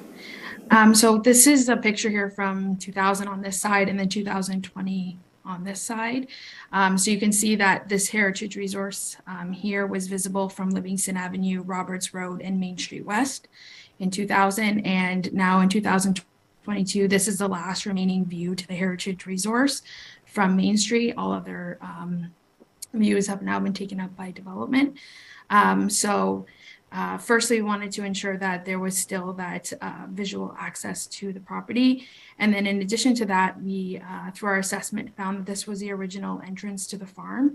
And the clear delineation between this property here and this property here, this setback, is an excellent preservation of contextual significance.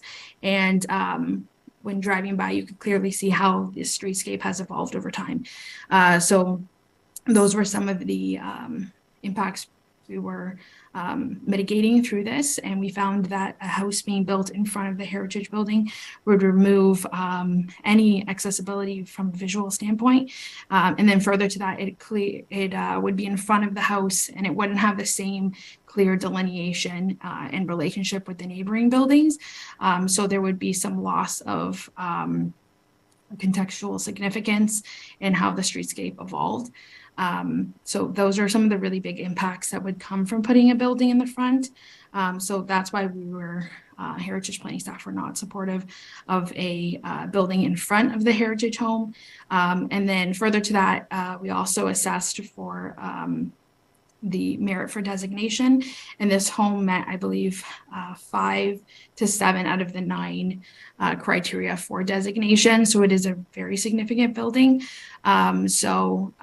We were looking to pursue designation as well of the property. This was also echoed in the heritage impact assessment that was prepared by the consultants for the applicant.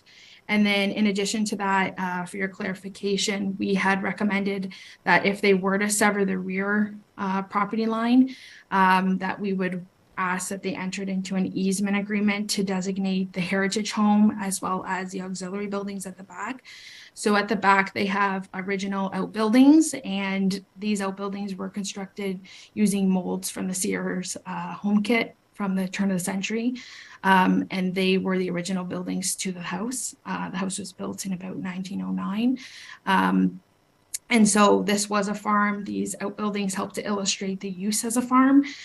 So we felt that they were very important in the context as well for the building. So we were only supportive of the rear severance if those buildings were included in the designation, as we felt if it was to be severed, they would be at risk of being taken down and for development to take place. So I hope that gives you an overview. I'll stop sharing in case anyone has any questions. Thank you, Bianca.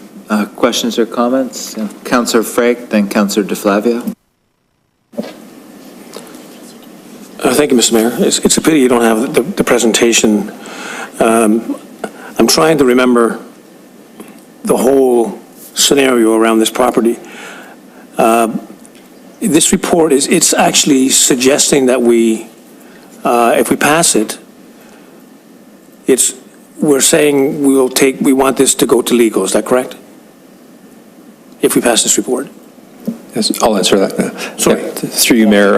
Yes, we're recommending that the town retain legal representation for the upcoming Ontario Land Tribunal hearing to represent the town's position.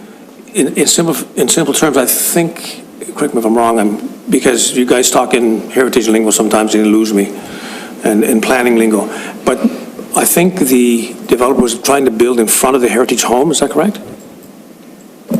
Yes, that's correct. There were two severance proposals. One was to sever a lot in behind the existing heritage house, which also contains another heritage building, which they're proposing to convert into a residence. And also a lot that was proposed to be severed in front of the heritage building. Okay. And that's the concern that we had. The front severance would have a significant impact on the public's ability to appreciate that heritage resource. Okay. That's what I thought. Okay. All right. You've answered my question. Thank you. Thank you, Mr. Mayor. Councillor DeFlavio, and then we'll come back to Councillor DeVoley. Thank you, Mr. Mayor, through you. So, Mr. Basic, I can't seem to find it. I thought we had a policy against flag lots. So, did we not, when we were doing the official plan or the zoning bylaw review, restrict flag lots like the one that's being proposed in behind this property? And am I wrong? If I'm wrong, then I apologize. Because I thought that we put policies in place that restricted that kind of thing, just specifically for this type of purpose, to avoid this kind of thing from happening. And if so, how do they get around that? If we have zoning bylaws in place that prevent flag lots, how could, I mean, they applied for a minor variance, is that how they got around it? Or they applied for a severance, is that how, or can a severance be in contravention of bylaws? Thank you, through you, Mayor. We supported the rear application, so clearly, in our opinion, a severance like that is consistent with the policies of the official plan. The reason they needed variances was because it didn't comply with the letter of the zoning that's currently on the site, right? But our position is that the rear severance is appropriate and is consistent with the policies of our official plan. So flag lots in general, there are policies in our official plan that would permit them under certain circumstances, right? Through you, Your Worship. Thank you, Mr. Basic.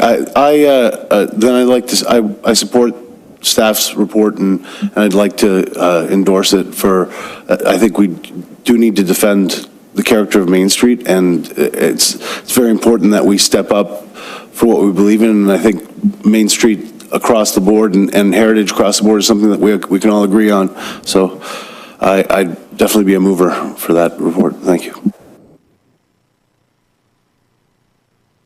Councillor DeVoley.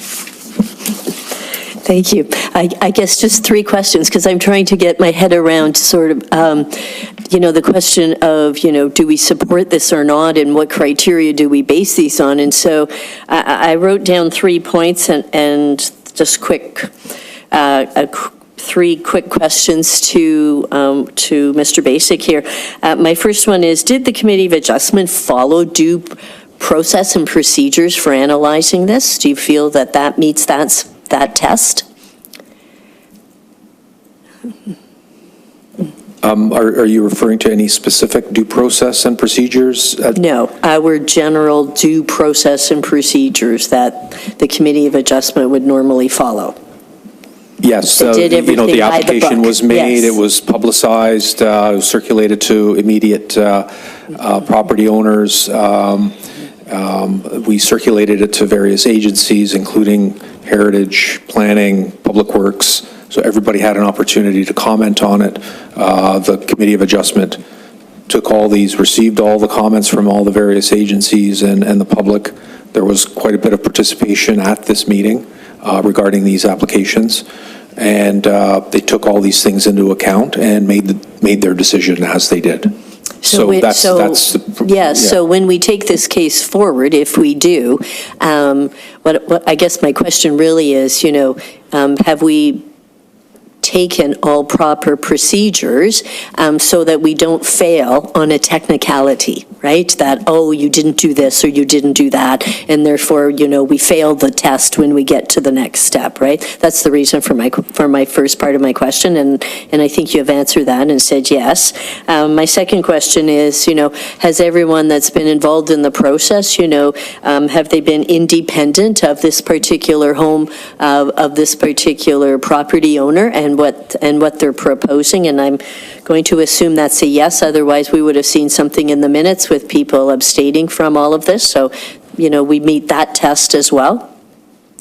And my third question is, and I think you actually have answered it, did we give, due consideration to all the evidence that was provided? Have we really, taken everything into consideration? And I guess, it sounded like the first part of your answer actually answered that third part of my question. And so if we have, then I have to say I too would endorse going forward on this. Any further questions or comments? Councillor Costanzi. I walk by this house every day. It has distinctive heritage quality, right down to the tree line down the driveway. I like that heritage and planning have met halfway and have allowed on the back and have made an agreement. I do think that it would completely take away from the heritage if they built in front. My other concern would be it is right off Highway 8, which is the original Indigenous trail, so I would imagine there would have to be an archaeological dig. I believe that's in so many meters, and it's been pretty undisturbed, I think, that land in the front, so that would be another consideration, I would think. But I would, I agree with my colleagues, and I would endorse. Okay, seeing no further questions or comments, I'll just have a quick comment. It's our Main Street corridor. It's been developed, or applications like this have come up in the past, certainly on Main Street West, right near your place, Councillor DeFlavio, Jeffrey's house. There was a proposal for 4 lots in front of that. Council turned that down. It would have dramatically changed the landscape of Main Street. On Main Street East, we have commercial units in front of a beautiful home that was done at a time when mistakes like that were made, unfortunately.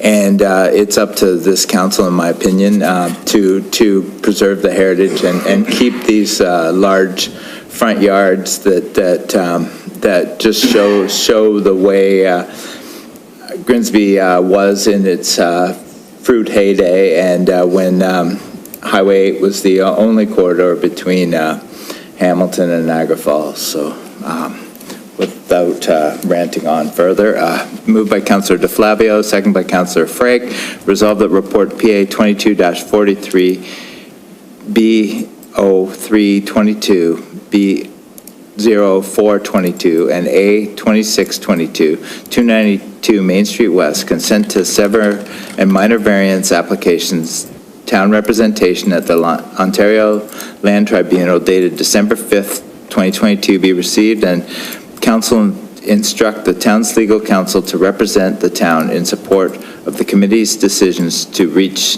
a settlement with the appellant regarding consent to sever applications B0322 and B0422 and minor variance application A2622 for 292 Main Street West. All in favor? And that's carried.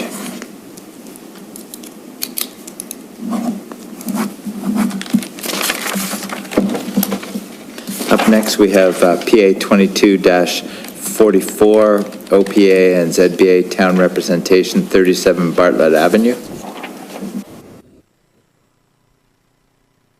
Walter?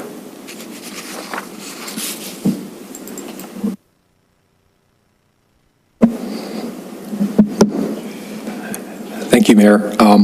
A similar recommendation but a little bit different. This was a zoning amendment application and an official plan amendment application for a stacked townhouse development at 37 Bartlett Avenue, which is south of Main Street on the east side of Bartlett, right up against the bench of the escarpment. And again, my apologies for not having a presentation, otherwise we'd have something on the screen here for you to look at, but it was included as an Appendix A to the report, so if you would like to look at it there. This application went before the public through by way of an open house. It was well attended. We were getting, and it was circulated to the various agencies that would be required to comment on the application, including the region, the Niagara Escarpment Commission, the Conservation Authority, and so on. So we did receive comments from the public and agencies. We circulated those comments to the applicant requesting a response. We were gearing up to have a statutory public meeting for these two applications in the near future, either December or January. However, in the interim, the applicants did appeal this application or these applications to the Ontario Land Tribunal, as the town did not make a decision within the prescribed period of time of 120 days. So here we are at this point now where we are recommending that the council retain the services of legal counsel to represent the town at the upcoming OLT hearing. Thank you. Thank you, Walter. Questions or comments from council? I see Councillor Frake. Thank you, Mayor Jordan. Oops. These are more comments more than anything else. I attended the public meeting like all of the previous council, including Councillor Vardy and Mayor Jordan. And this particular development in every way, shape, or form is what we don't want. It sits directly at the bottom of the escarpment. It's got underground parking at the bottom of the escarpment. That doesn't sound like a very good combination. There's 114 units, is that correct, Walter? 114? 114 units off of Bartlett Avenue and I think Muscat. It is totally intimidating, but not only that, but it's going to stretch and it's going to stress every piece of infrastructure in that area that you can possibly imagine. I can just imagine that, I just can't imagine actually what would happen with the floodplain issues that we already have there with this development going in there as well. It just boggles my mind. Anyways, this never got to council, and it's funny that they just went straight to the OLT after the public hearing, because they knew, I suppose, if it came to council, it wasn't going to go anywhere anyways. But I totally 100% want this to go to legal counsel, because I, for one, will not endorse this particular development the way it is put forward so far. And the other thing was they put up a notice, an outdoor notice on a sign at the top of Bartlett Avenue where there's no traffic. Nobody could see the signs. It was like it was hidden. So most people in that area behind there didn't even know what was going on. And I received a call one day from one of the residents saying he had just coincidentally one day I think he was going to the sandwich shop there and saw the sign, and the sign was probably up for a number of weeks at that point in time. So the whole thing is it just seems like they're trying to get in under the radar here. And anyways, I'm totally 100% in favor of taking this to legal, and hopefully we will have some luck with it. As I say, I just have comments, and I don't think there's much more that Walter can tell me, actually. So here's my comments. I will endorse it 100%. Thank you, Mayor Jordan. Councillor Vardy. Thank you, through you, Mr. Mayor. Did you say that they've gone to OLT because we didn't respond within the required amount of time? Thank you, through you, Mayor. That is an option for an applicant. If municipalities are required to make decisions within a certain period of time for zoning amendments, for site plan applications, for official plan amendments, subdivisions, and if those decisions aren't made within the prescribed period of time, the applicant has the option appealing to the Ontario Land Tribunal. It's not mandatory, it's they have the option of doing that. So is there a reason why we didn't respond within that period of time?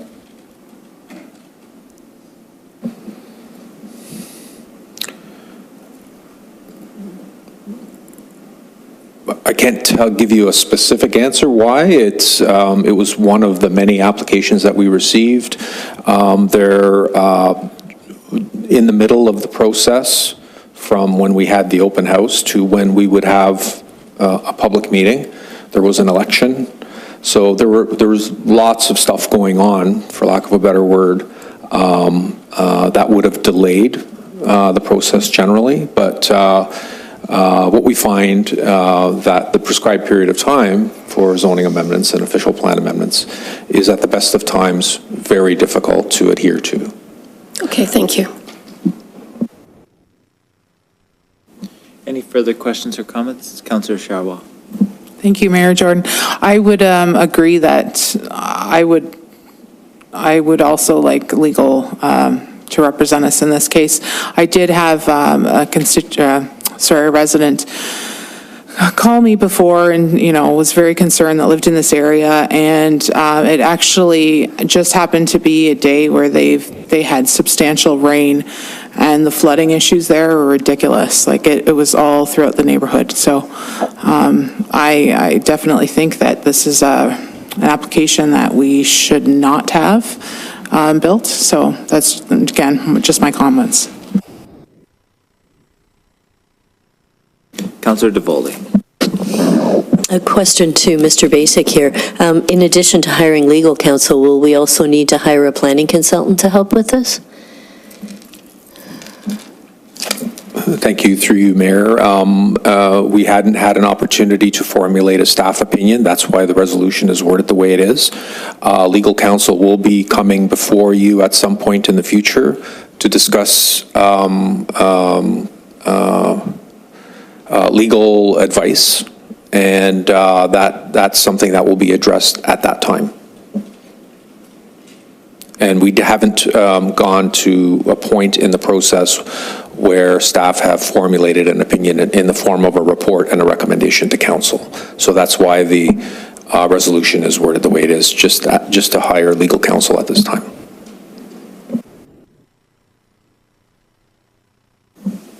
All right, seeing no further questions, moved by Councillor Frake, second by Councillor Vardy, resolved that report PA 22-44, 26 OP 16-2201 and 26Z-16-2201, 37 Bartlett Avenue, official plan amendment and zoning bylaw amendment applications, town representation at the Ontario Land Tribunal dated December 5th, 2022, be received, and council retain legal counsel to represent the town on applications 26 OP-16-2201 and 26Z-16-2201 at the Ontario Land Tribunal. All in favor?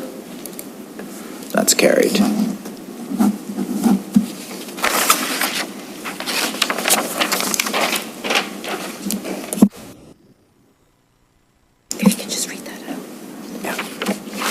All right, now we have a notice of motion, moved by Councillor Frake. Whereas Bill 23, the More Homes Built Faster Act, needs to be justified and explained to the residents and taxpayers of the town of Grimsby in more detail, especially as it relates to potential negative financial impact to Grimsby's taxpayers. And whereas Bill 23 will also impact Grimsby's protected greenbelt lands by removing the tracts of land located at 502 Winston Road, 14.3 acres, and Kelson Oaks Road, 74 acres from the greenbelt, which goes against the wishes of council in the town of Grimsby and its residents. And whereas there are numerous unknown factors related to the removal of these lands, such as the planning and development process, funding of extra costs, additional staffing, impact to infrastructure, and stress on floodplains and flooding. And whereas it is incumbent on our provincially elected officials who voted in favor of Bill 23 to justify to the constituents of their respective electoral districts, which are also the same constituents who elected the members of Grimsby Council, how Bill 23 is good for Grimsby. Therefore, be it resolved that a formal invitation should be dispatched to our local provincial MPP, Sam Oosterhoff, asking him to attend our next council meeting to explain to council and the people of Grimsby the financial and environmental benefits, if any, to the town of Grimsby. And further, for the purposes of and in preparation of the acceptance of council's invitation to MPP Oosterhoff, that Grimsby's planning and financial staff should analyze and report the financial and environmental impacts and pros cons to the town of Grimsby resulting from Bill 23.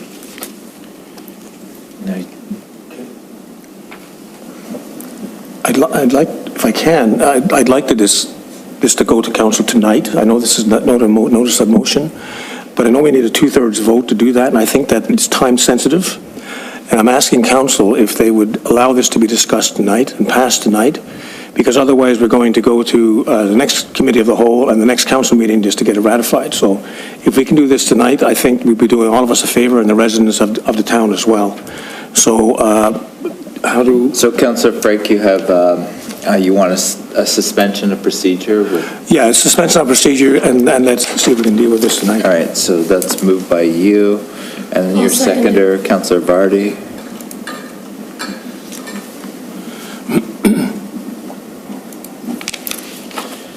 Moved by Councillor Frake, second by Councillor Vardy, whereas Section 7.77 of the town's procedural bylaw states where it is deemed necessary not to delay the consideration of a notice of motion, a notice of motion may be considered immediately upon its introduction by a successful 2/3 vote of the members present. Now, therefore, be it resolved that council permit the introduction and consideration of the notice of motion regarding Bill 23. So, recorded vote requires 6 members.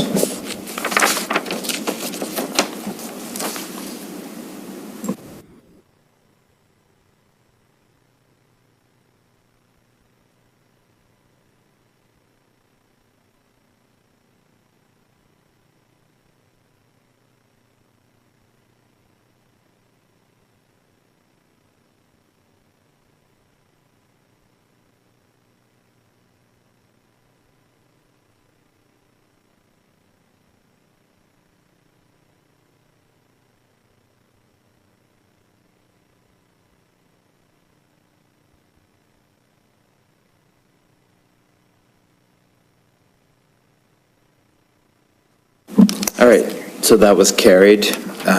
So now we have, the notice of motion is now a motion on the floor. So we can generate a speakers list now? Yeah.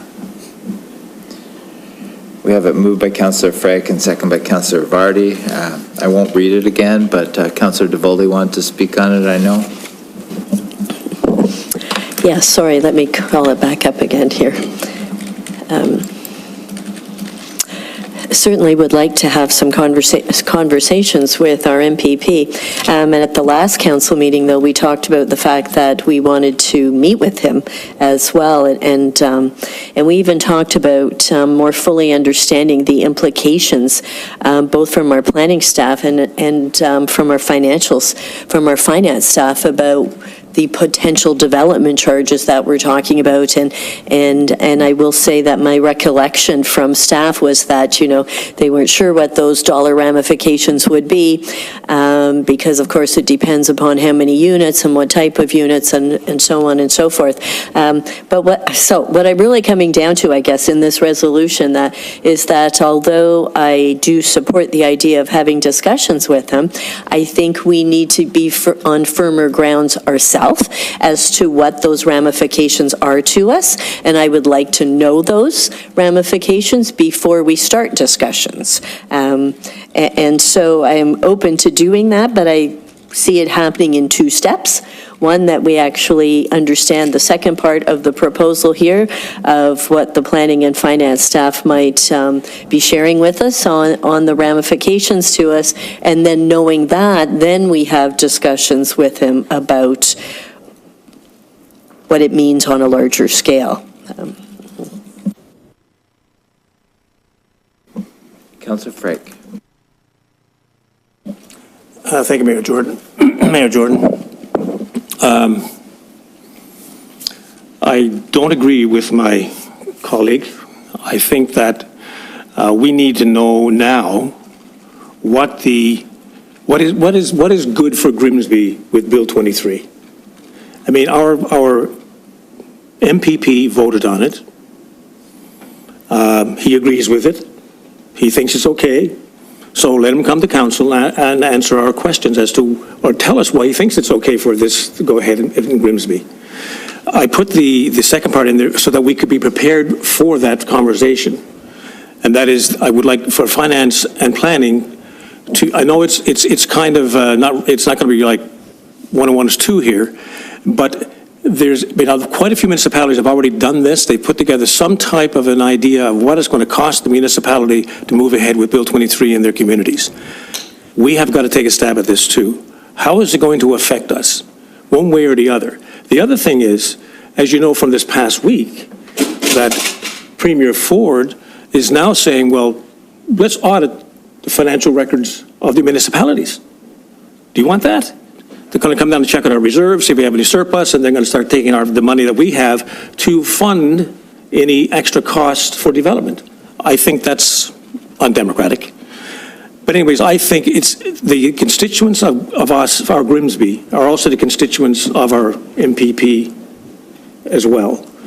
And they are out there marching on the streets with their signs, and they want answers. And I think they need to come to this council, and I think we need to be able to ask those questions with the residents in the chamber. If we just put an entourage together and go visit him at his office, what does that do for the public? Nothing. You don't even know. There's going to be 2 or 3 people going off to Mr. Ustroff's office to have a conversation. I want them to see Mr. Ustroff in this chamber talking to us about this. Sorry, that's the way I feel, and I think that we owe it to our constituents to do that. And if we go to Mr. Ustroff's office as an entourage, what's that going to do for us? What's it going to do for residents? Nothing. Anyways, that's my 2 cents worth, and I welcome any other comments. Councillor DeFlavio. Yeah, I agree wholeheartedly with, through you, Mr. Mayor, I agree wholeheartedly with Councillor Frake. If you can't stand by a decision that you've made and explain it, then what kind of a decision is it? So I don't know that they will show up, but I think offering an opportunity to come and explain it, I think that the province needs to be aware of the financial impacts too. And I think that they made a decision that they're not fully aware of the consequences of it. And there's a reason why there's a process for bills, and why there are multiple readings and why there are stages to the process, because that type of evaluation is important. The evaluation of cost is a huge consideration when a bill like this should be passed. And there's no indication that there was any consideration of the costs to municipalities when this bill was passed. So that's the first question I think that needs to be answered is, what considerations were taken, aside from the fact of how was this land chosen, why weren't municipalities consulted? There are a lot of questions, but the financial one's first and foremost, because that's the one that's going to impact taxpayers immediately. So I agree with you, and I commend you for putting this forward tonight. Thank you. Further questions or comments? Councillor Sharwa. Thank you, Mayor Jordan. I agree as well. I think Mr. Oosterhoff definitely needs to come and answer our questions. I think that's the right thing to do. If he feels firmly that this is the right thing to do, then he should be able to answer our questions and answer our constituents as well.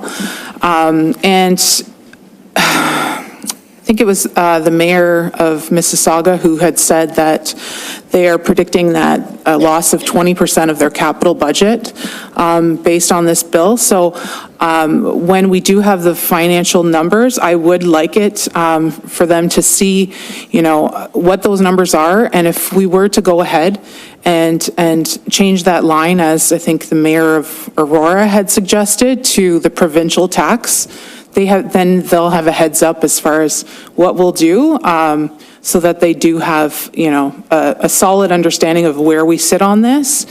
And our constituents are going to know as well. So I agree. Thank you. Councillor Corstanzi. I personally like the idea. I would like to hear his perspective on why he voted in for it. But I would also like the opportunity to discuss how it's going to do disproportionate harm to our community. We don't have a housing task force. We don't have systems in place to protect our residents. The development we've had has driven up the cost of rent in other areas in town, and members of our community are getting pushed out. I don't see this as creating affordable housing like it's advertised that it's going to, and I think we need to provide the numbers of rent, investment properties, and things like that to show we have housing available. It's more of an affordability thing. So I think all avenues, the financial impact, absolutely, but I think the housing impact and where we stand right now and how this will personally cause us harm as compared to other cities and stuff like that needs to be expressed. Councillor DeVoley. I will just clarify that I still support understanding the planning and financial ramifications to us, that the actual proposal here is that for the purposes of and in preparation of the invitation to MPP Oosterhoff, that we would have an analysis and a report on that. And so I fully am supportive of that and always have been. My concern is that the next council meeting is 2 weeks from now. And in effect, what we are saying in this resolution is we're asking staff to put all of that together in the coming 2 weeks to share that with us in preparation for a council meeting 2 weeks from now. And so the question is that doable? Walter, I will ask you to come up and answer that. Thank you, Mr. Mayor. Yeah, it'll be difficult. And you're thinking more of the analysis of financial impact and The development charges that we're giving up, we're going to have to make estimates and a range of estimates, right? Because we don't know how many units, we don't, it's going to be a range, right? This That's number is right. going to be a range. It's not going to be an exact number by each property, but we're asking for a number of assumptions to be made. We're asking for a range from you, and we're asking, in essence, in this resolution, to see this before we even have this discussion with our MPP. So if we're asking him to come to council 2 weeks from now, what we're really asking you to do, and, your peers, is to do this analysis and put it together probably within a week to get it to us to look at so that we can prepare for that meeting with them too, right? And thus my question, is this doable under these timelines we're suggesting right now? all I can promise is that we will do our best. And again, a lot of assumptions would have to be made. Which types of units would qualify, which types of units would not qualify, when are they going to be built, what are the price ranges that the units will be offered at. These things we don't know. So a lot of significant assumptions would have to be made. And related to that, of course, we're talking about, not receiving these development charges, and you're right. So even when we think about the timeline of when the town collects the development charges, and conceivably when that actually is spent on the future pressures on our town, on fire, on library, on all those things, I really think that has to all be part of it. When the mayors of other municipalities are talking about the impact on their capital budget, the impact is really that there's increased development, increased housing, increased people living in a community. We collect the development charges, but we don't actually spend them for a number of years until we finally have those projects in place that qualify to have the development charges spent. So what I'm envisioning in this report is not just a dollar or a range of dollars. I'm envisioning what the impact is over a series of years, over into our future, as to what that is when we go to spend it too, right? So this is not just an easy thing to pick a number or a range of numbers. This is to go through the entire analysis. Those mayors of other municipalities who talk about, well, there'll be a separate levy or a separate line on our tax levy. Well, that's not true, because it doesn't happen immediately. We forego the development charges, but the pressure on the, library, fire, and all those services that we offer comes years down the road when those capital projects have to go in. So somehow you have to take into account all of this in the analysis. So I do want it to be a fairly comprehensive analysis and not just, a quick, a quick answer, basically.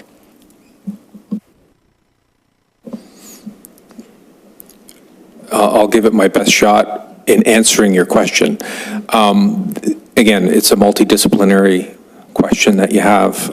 Public Works, the region would need to be involved, because we're also looking at impact on regional infrastructure also, like water treatment plants, sewage treatment plants, waste collection, things like that, police services.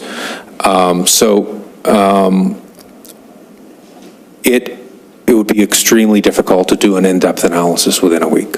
I'll just be honest with you. Yeah, so I mean, we're either talking about a short and sweet summary, or we're talking about an in-depth analysis, and an in-depth one, I don't think we can do in a week or two. If we're looking for something short and sweet, then we're counting on you to do that with your peers. Councillor Vardy. Thank you. Through you, Mr. Mayor. We have to do the analysis anyway. It's got to be done at some point, and I'm sure that we can use other communities' data as proxies. And I get that the kind of fulsome analysis that Councillor Davoli is looking for is going to take more than a week's time. That said, I think we have to strike while the iron's hot. The very first thing that we need to do is to have our MPP, Mr. Eusterhoff, come to council and basically, explain to him why he thinks it's good for Grimsby. I don't think we need all the data at that time to be able to register with him how really upset we are, and knowing, while we don't have the details, we know it's going to have negative impacts and that we all have concerns. We can always call him again once we have the more fulsome data and ask him to say, okay, so you've imposed this on us, how are you going to help us with it? But I think there is some urgency now to have him be accountable for the decision that he's taken, and to come before us and hear us out. Hear that we, very directly are not happy with this, that this is poor policy, it's damaging policy, and it probably needs to be repealed, really. Thank you. Councillor Frake. Thank you, Mayor Jordan. Yeah, I wasn't looking for a detailed analysis. I think that we all kind of would have assumed that. But we do need some type of a straw model or something along those lines that gives us some type of numbers to work with. But at the same time, this has been imposed on us. This is really a difficult situation we're in here. I mean, they're asking us to do something we don't even know what to do. We don't even have the process. So how did our MPP make the decision on our behalf, our constituents, that voted for us, that voted for him too? How did he make this decision on our behalf? What is in it for Grimsby? I'd like to know the answer to that. So I would, yes, Walter, if you do your best, it's 2 weeks. Actually, not 1 week. I think it's 2 weeks. So you have 2 weeks to put with finance, and we have some super duper finance people around the room here. I'm looking over there to the other side.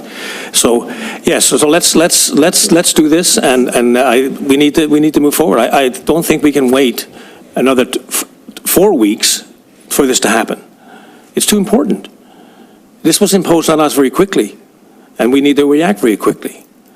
And that when the going gets tough, the tough gets going. So let's get going and get this done. Let's find out what Mr. Eusterhoff has to say. Thank you, Mr. Mayor. Councillor DeFlavio. Thank you, Worship. Yeah, I agree with all of that. Detail is going to be difficult to do, but an overall estimate would be great. I think another part of what we need to include in this, because a lot of citizens of Grimsby don't understand what the regular process would be and what's been skipped in this process. So, anytime that there is an urban boundary expansion, there would need to be an official plan amendment. There would need to be a secondary plan in some cases. There would need to be,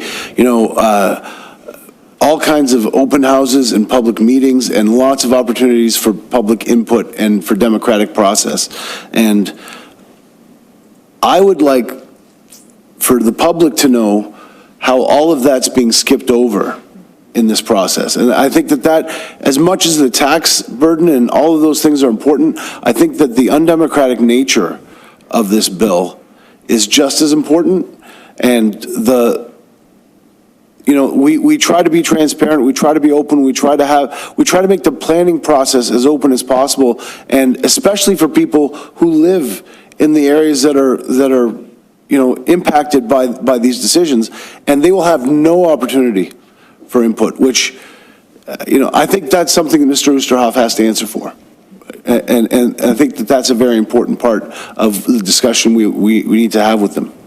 Thank you, Mr. Mayor. Councillor Sharwa. Thank you, Mayor Jordan.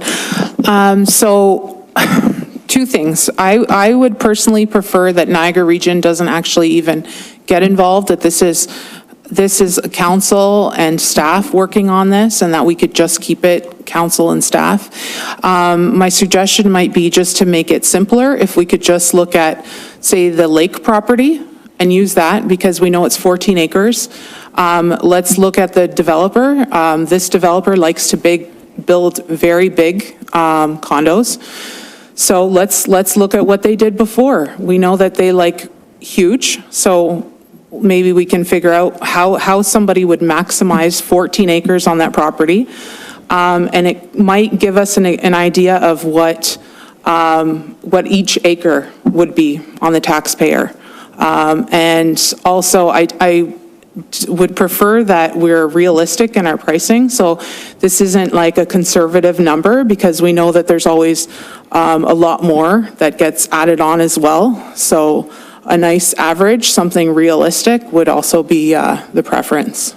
It's just my suggestion. Thank you.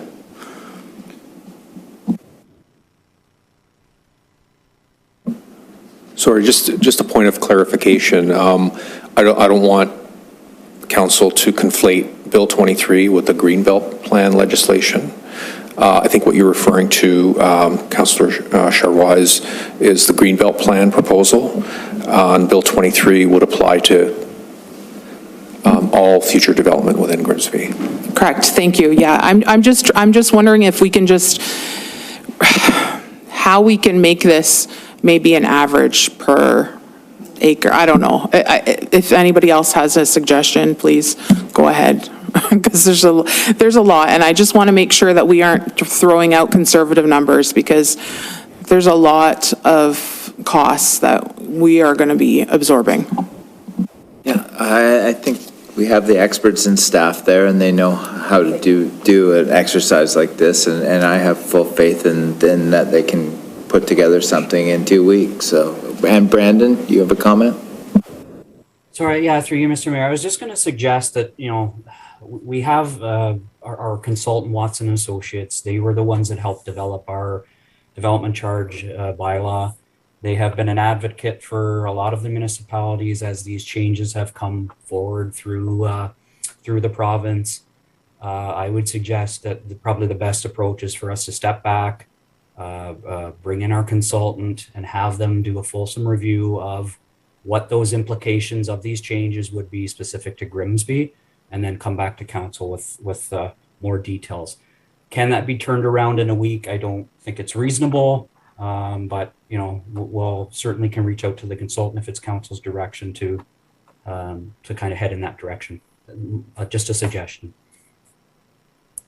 Thank you, Brandon, and I think that's something that we can certainly get preliminary numbers in this time frame. Something that we can work with. Obviously, they won't be an exact science, but I don't think that Bill 23 is anywhere near an exact science either.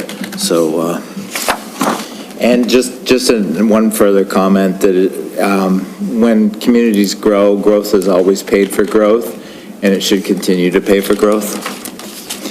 Moved by Councillor Frake, second by Councillor Vardy, whereas Bill 23, the More Homes Built Faster Act, needs to be justified and explained to the residents and taxpayers of the town of Grimsby in more detail, especially as it relates to potential negative financial impact to Grimsby taxpayers, and whereas Bill 23 will also impact Grimsby's protected greenbelt lands by removing the tracts of lands located at 502 Winston Road, 14.3 acres, and Kelson Oaks Road, 74 acres, from the greenbelt, which goes against the wishes of council in the town of Grimsby and its residents, and whereas there are numerous unknown factors related to the removal of these lands, such as the planning and development process, funding of extra costs, additional staffing, impact to infrastructure, and stress on floodplains and flooding. And where it is incumbent on our provincially elected officials who have voted in favor of Bill 23 to justify to the constituents of their respective electoral districts, which are also the same constituents who elected the members of Grimsby Council, how Bill 23 is good for Grimsby. Therefore, be it resolved that a formal invitation should be dispatched to our local provincial MPP, Sam Oosterhoff, asking him to attend our next council meeting to explain to the council and the people of Grimsby the financial and environmental benefits, if any, to the town of Grimsby. And further, for the purposes and in preparation of the acceptance of council's invitation to MPP Oosterhoff, that Grimsby's planning and financial staff should analyze and report the financial and environmental effects and pros cons to the town of Grimsby resulting from Bill 23. All in favor? That's carried.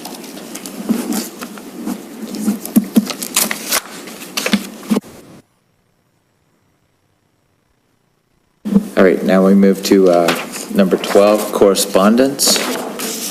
Councillor Vardy, yes, you wanted to lift one item? Yes, I'd like to lift item 12.2. No, excuse me. Sorry, 12.4. Yeah, 12.4.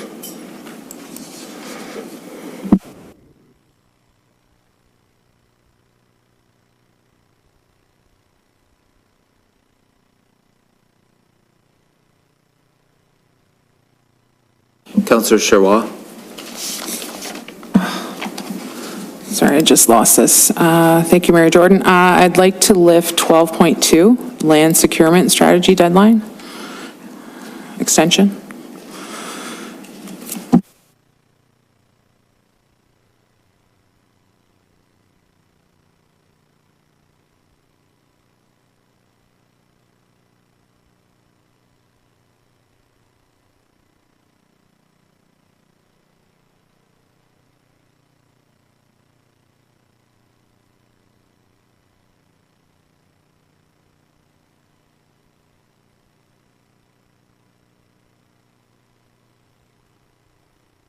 All right, we just need a mover and seconder to approve the remainder of the correspondence, and we'll discuss. Moved by Councillor DeFlavio, second by Councillor Vardy.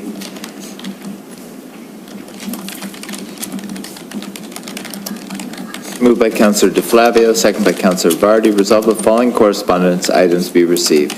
Niagara Region KLC 2022-137 Niagara Compliance Audit Committee appointments.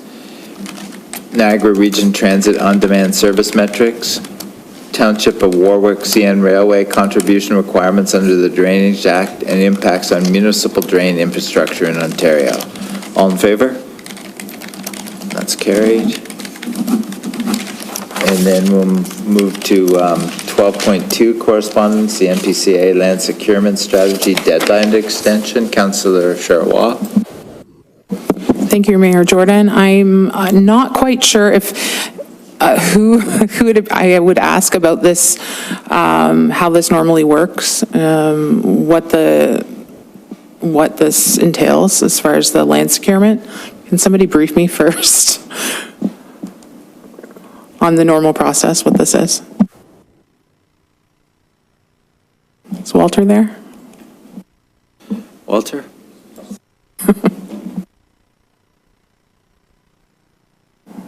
Sorry, did you hear any of that or no? No, my Okay, apologies. sorry, I Walter. was trying to coordinate with Brandon about something. yeah. Your last conversation. Yeah, so. no, if, like, new counselor, can you just give me a brief, just rundown of what this normally would entail, the land securement? It's my understanding that the conservation authority is in the process of trying to secure as much open space land, natural heritage land as possible within their jurisdiction. Okay, so the reason I lifted this is just because it was, it says, please be advised that it's the meeting of October 21st, 2022, so we just got this, and the deadline for us to respond was November 18th, 2022. So I'm just wondering if there's any chance that we can have discussion about this and have a deadline further in the future so that we can actually comment. Just a point of clarification, I think that this is much more a housekeeping letter for NPCA, just the fact that they have an ongoing land securement strategy and that they're almost trying to solicit donors for natural heritage lands. And so this was just, it's not up to the municipalities to do that. It's an NBCA policy. Okay, so they don't actually need our input necessarily, right? No, I think it's just correspondence. Okay, thank you.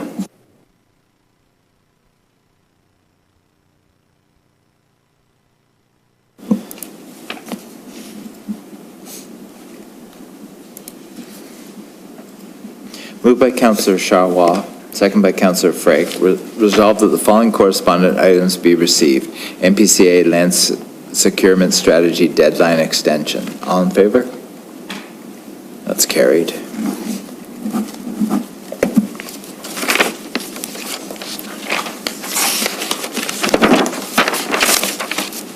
All right, and the other one is PDS 27-2022, proposed amendments to the Greenbelt Plan. Councillor Vardy? Yes, thank you very much. I have to say I was really disturbed when I saw this correspondence from the region to the, I guess, the Green, whoever's doing the consultation. Not only did they talk in favor of giving up what we've already said we didn't want to give up, then they offered more in addition to that. And I kind of feel like, where do they get off doing that, one, without consulting us, at the very least. And what I would like to do is to prepare a letter to the commissioner stating that we oppose what she has recommended, and that we, I hate to use the word demand, but request that she withdraw those comments that she provided until the town of Grimsby can provide their comments on the issue. Just a point of clarification, that at the region, and Commissioner Sergi did explain it, I still voted against it, but she explained it that their recommendation was based on planning principles and not on whether it was in the Greenbelt or not in the Greenbelt. And it was originally endorsed and regional council changed it to received. A number of councillors did vote against it, but it ultimately passed. And it's not offering, the province is the governing body that does this, and the region and regional staff made it perfectly clear that they weren't making any developmental decisions. They were doing it simply on planning principles. So Well, that's all I have to I still think we should tell them that we are not in agreement with this, and that we prefer that they consult with us before they pass along comments or information that affects this town and affects the residents of Grimsby. Councillor Frick. Thank you, Mr. Mayor. I totally agree with Councillor Vardy. I know that you spoke to this at the council, at the regional council last week, I think it was, on this issue, and you did oppose it. I know that, and it was a minority, it was a majority vote to go ahead with this. But the fact that the region, the Commissioner of Planning for the region selected Grimsby and managed to find how many acres? 7 acres? 7 acres of land adjutting to the woodlot, the Irish woodlot, which we've been trying to protect for I don't know how long, and then to offer it up to the province on their behalf, not on our behalf, without consulting us. This was a big surprise to us. We knew nothing about this. It was just, they went ahead and they just went and did their proposal, and we became the sacrificial lamb. I think that's totally undemocratic again. And I do think we should send a strong letter to the region, tell them, they shouldn't be offering up our sacred lambs for slaughter just because they think they want to do it. So anyways, I totally endorse Councillor Vardy's idea of sending this to the region, because I think this, now they're in, now we're in their sights. We're in the provincial, site of the provincial, of the provincial government with this piece of property. I wouldn't be surprised in a few weeks or so, we'll see that piece of land disappear as well, taken out of the green belt, and some high-rise will be built on it. Sorry. Thank you. Thank you, Worship. We have a GO plan in place that talks about this parcel of land. I thought that the majority of this land was owned by the region. Wasn't it part of a severance that occurred from the Smith property? Isn't it the rear part of the, through you, Mr. Mayor, to Mr. Basic? Wasn't a large portion of that, not the old church land, but the other portion of that purchased by the region? Am I mistaken? And so it's not, we're not talking about development, we're talking about for use in the future GO station. Am I wrong? If that GO station was ever to be built? Thank you. Through you, Mayor. The property you're referring to was acquired by the region. There wasn't a consent application associated with it because the unopened road allowance, which would be the extension of Livingston Avenue, divided the Smith property already, right? So they acquired the lands that were on the north side abutting the railway. So it is, the region has acquired that land and for a transit terminal, essentially a regional transit terminal. So and potentially GO stations. So through you to Mr. Basic, I'm assuming that the region's inclusion of this is just to further the GO station proposal that's been in the works for more than a decade now. Is that, so it's just following through on what they've been trying to do, and that's get the GO station built for quite a while now. Or am I wrong? If it's, the intent is to build condos here, then I agree, it shouldn't be part of but if it's for the GO station, then I'm okay with removing it from the Greenbelt, because it doesn't make any sense for it to be in the Greenbelt if it's for a station, in my opinion. So through you, Mr. Mayor, is that the intent? Through you, Mayor, I don't know. We were part of the discussions in the deliberation. I couldn't answer your question. I'm sorry. Well, it wasn't mentioned at the regional meeting, but that's where the GO station is, that area, so. Yes, that's correct. The EA for the GO station covered a large part of the lands on the south side of the railway tracks from Casablanca Boulevard to the woodlot.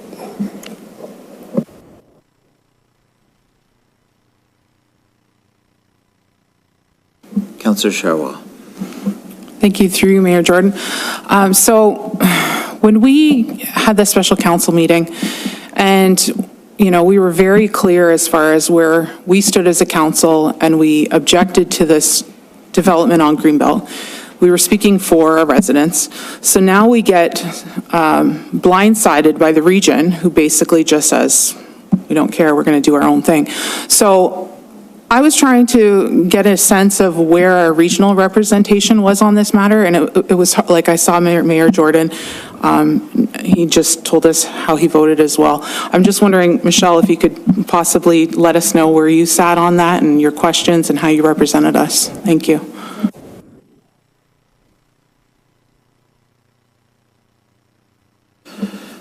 Councillor Seaborn.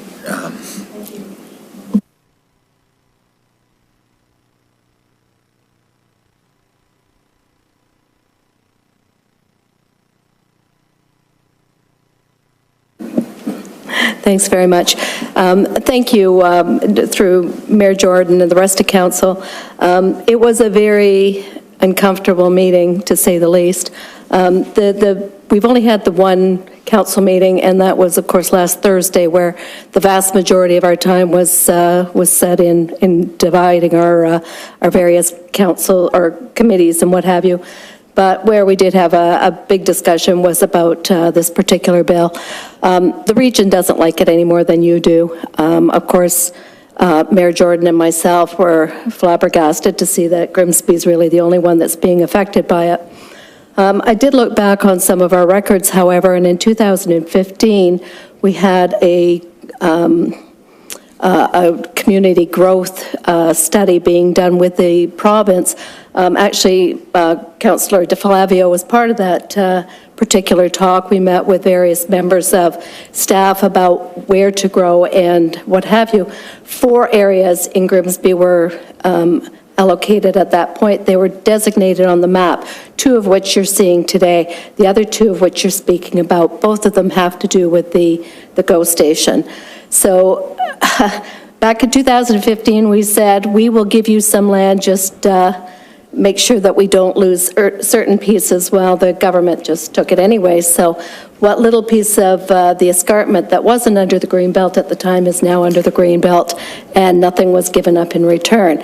So I guess I'm not totally surprised to see that they've taken what they didn't take before. 2 of those locations, of course, as Alderman DeFlavio mentioned, was for the future GO station. It is all around the area where the Starbucks is, and certainly a little piece across the street from it. The larger area, I think I was probably as surprised as anyone, being a big fan and supporter of agriculture, which I know your mayor is as well. I was surprised to see that was going to be moved. The small strip of land, I think they've been talking about trying to get that under higher development for quite some time. I voted against it as well. There were 6 of us that voted against it, and not surprisingly, it was both Smithville and Lincoln that joined Grimsby in their decisions. So as I said, and as was mentioned by our mayor, the region was not very happy about it. They keep telling us to keep your hands off the Greenbelt as well. The council did accept the report. They did not endorse it, so it was merely looked at, it was received, and that's where they left the standing on that report.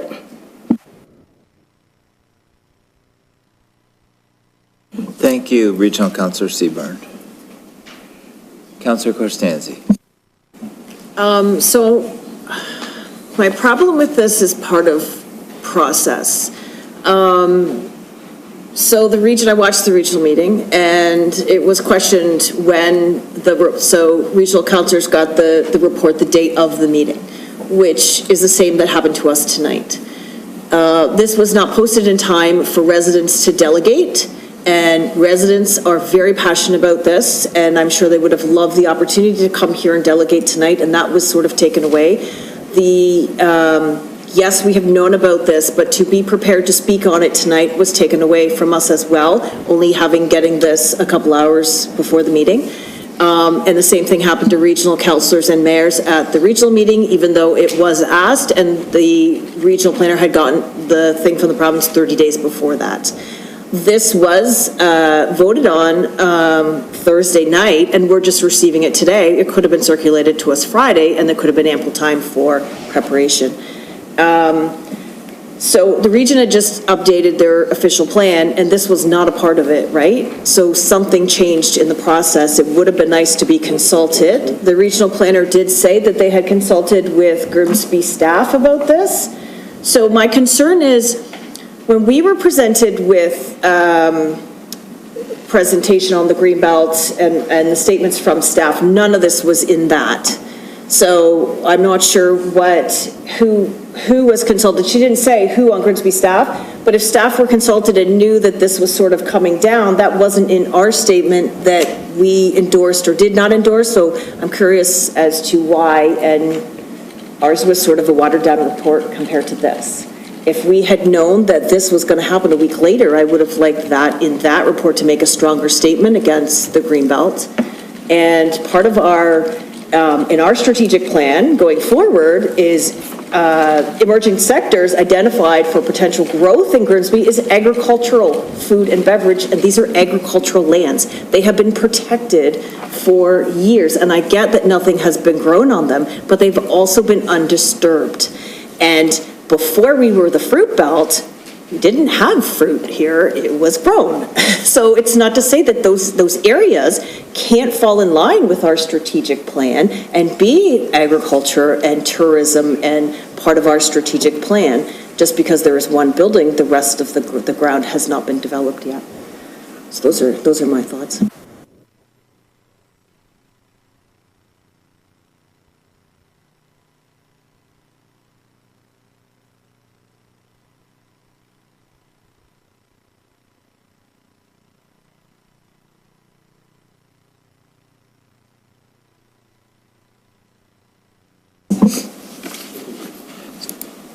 So do you want this resolution? Yes. Okay. All right, moved by Councillor Vardy, second by Councillor Frank. Resolved that the following correspondence items be received. Niagara Region PDS 27-2022, proposed amendments to the Greenbelt plan boundary, and that the Town of Grimsby Council oppose the comments made by the Commissioner of Planning and Development Services, that further consultation be made with the town.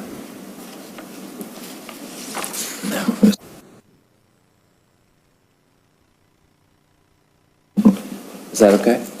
All right. All in favor? Yeah, 1, 2, 3. That's carried.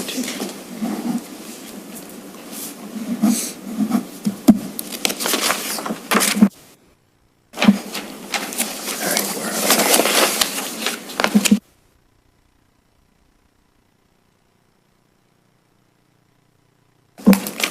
All right, the next meeting of the Committee of the Whole is scheduled for December 19th, 2022 at 6:30 p.m. We will be back at 9:20. This meeting is adjourned. Council will follow at 9:20. Thank you.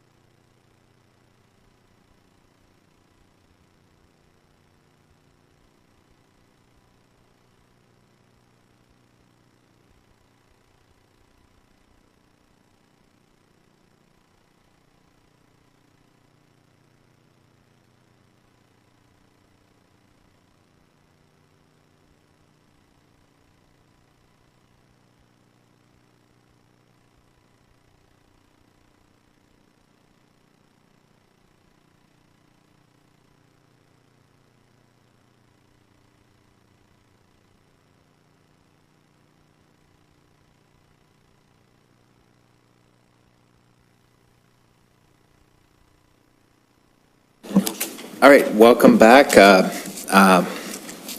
Call to order the council meeting for Monday, December 5th, 2022. Can everyone stand for playing of the national anthem?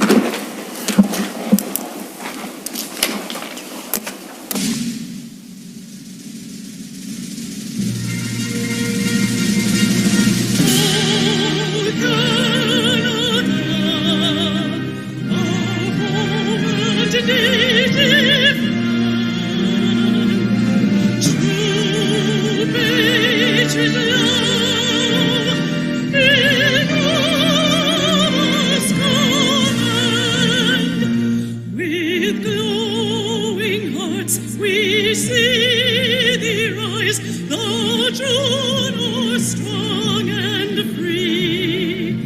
From far and wide, O Canada, we stand on guard for thee. God, King our land, glorious and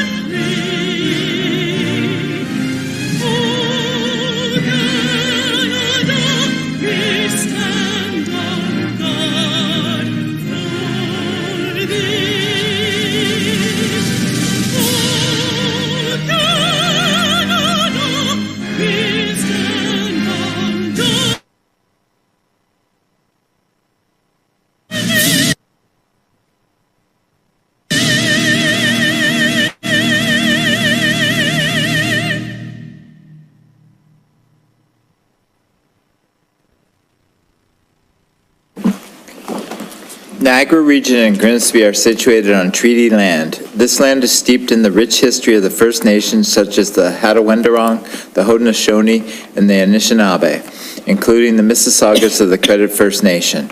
There are many First Nations, Métis, and Inuit people from across Turtle Island that live and work in Niagara today. The regional municipality of Niagara and the town of Grimsby stand with all Indigenous peoples, past and present, in promoting the wise stewardship of the lands on which we live. Are there any disclosures of pecuniary interest? Seeing none, we move to approval of the agenda. Need a mover and seconder. Moved by Councillor Frake, second by Councillor DeFlavio. Moved by Councillor Frake, second by Councillor DeFlavio. Resolved that the December 5th, 2022 council meeting agenda be approved. All in favor? That's carried.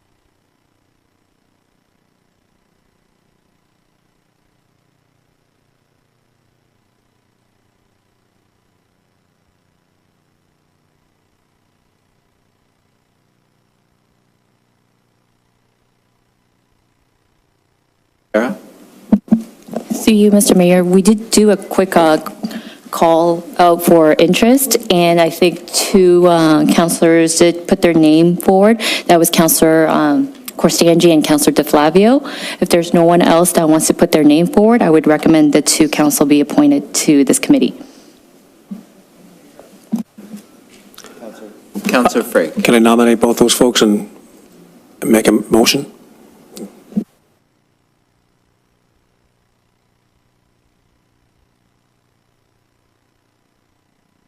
Counselor DeFlavio.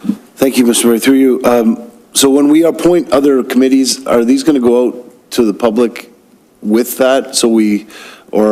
Is this temporary, the members, the three that are on there? Because I'd love to see more members of the public on the Heritage Committee to make it larger and get more people, more members of the public on it. So I know that we need it. It's a statutory requirement, but I'm hoping that we're going to get offered out to as many people as possible that are interested. You're absolutely correct, Counselor DeFlavio. Because Heritage is a statutory committee, it has to be filled and fulfilled immediately. So in January, I think is the time frame when we will open it up to more applicants from the general public.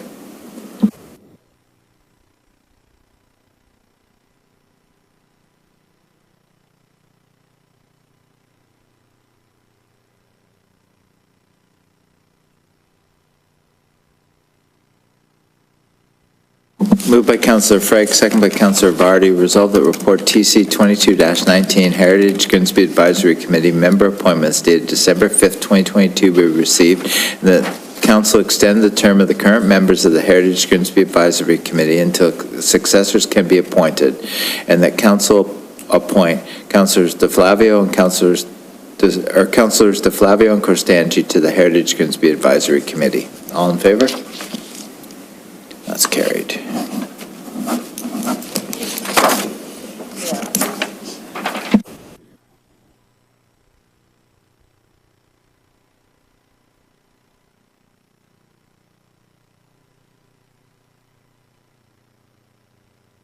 All right, needed a mover and seconder for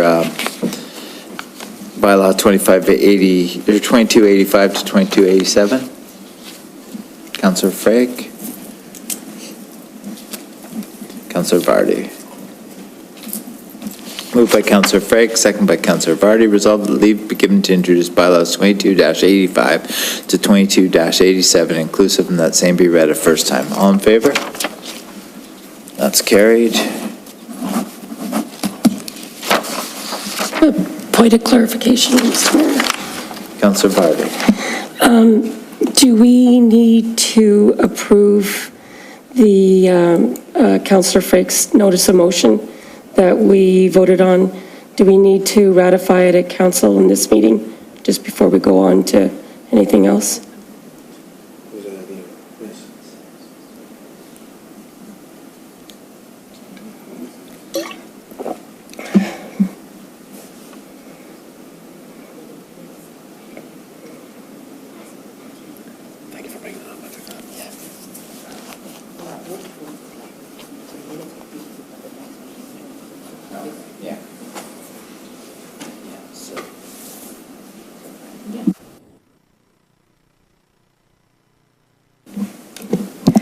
Through you, Mr. Mayor, so the minutes of the Committee of the Whole that we just had would be approved at the December 19th council meeting, so, but we will work towards it for, yeah. All right, we need a mover and seconder for second and third reading. Councillor Corstangi and Councillor Sherrill. Moved by Councillor Corstangi, second by Councillor Sharwa. Resolved that leave be given to introduce bylaws 22-85 to 22-87 inclusive read a first time, now be read a second and third time, and finally passed, and the mayor and the town clerk do sign and seal the same and rule council to the contrary notwithstanding. All in favor? That's carried.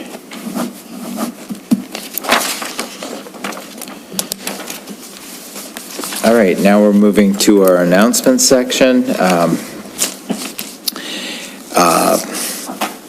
First up, we have our CAO, Harry Schlang. This is his last day. He is retiring, and just thank you for your time here, Harry. Enjoy your time away from a council chamber.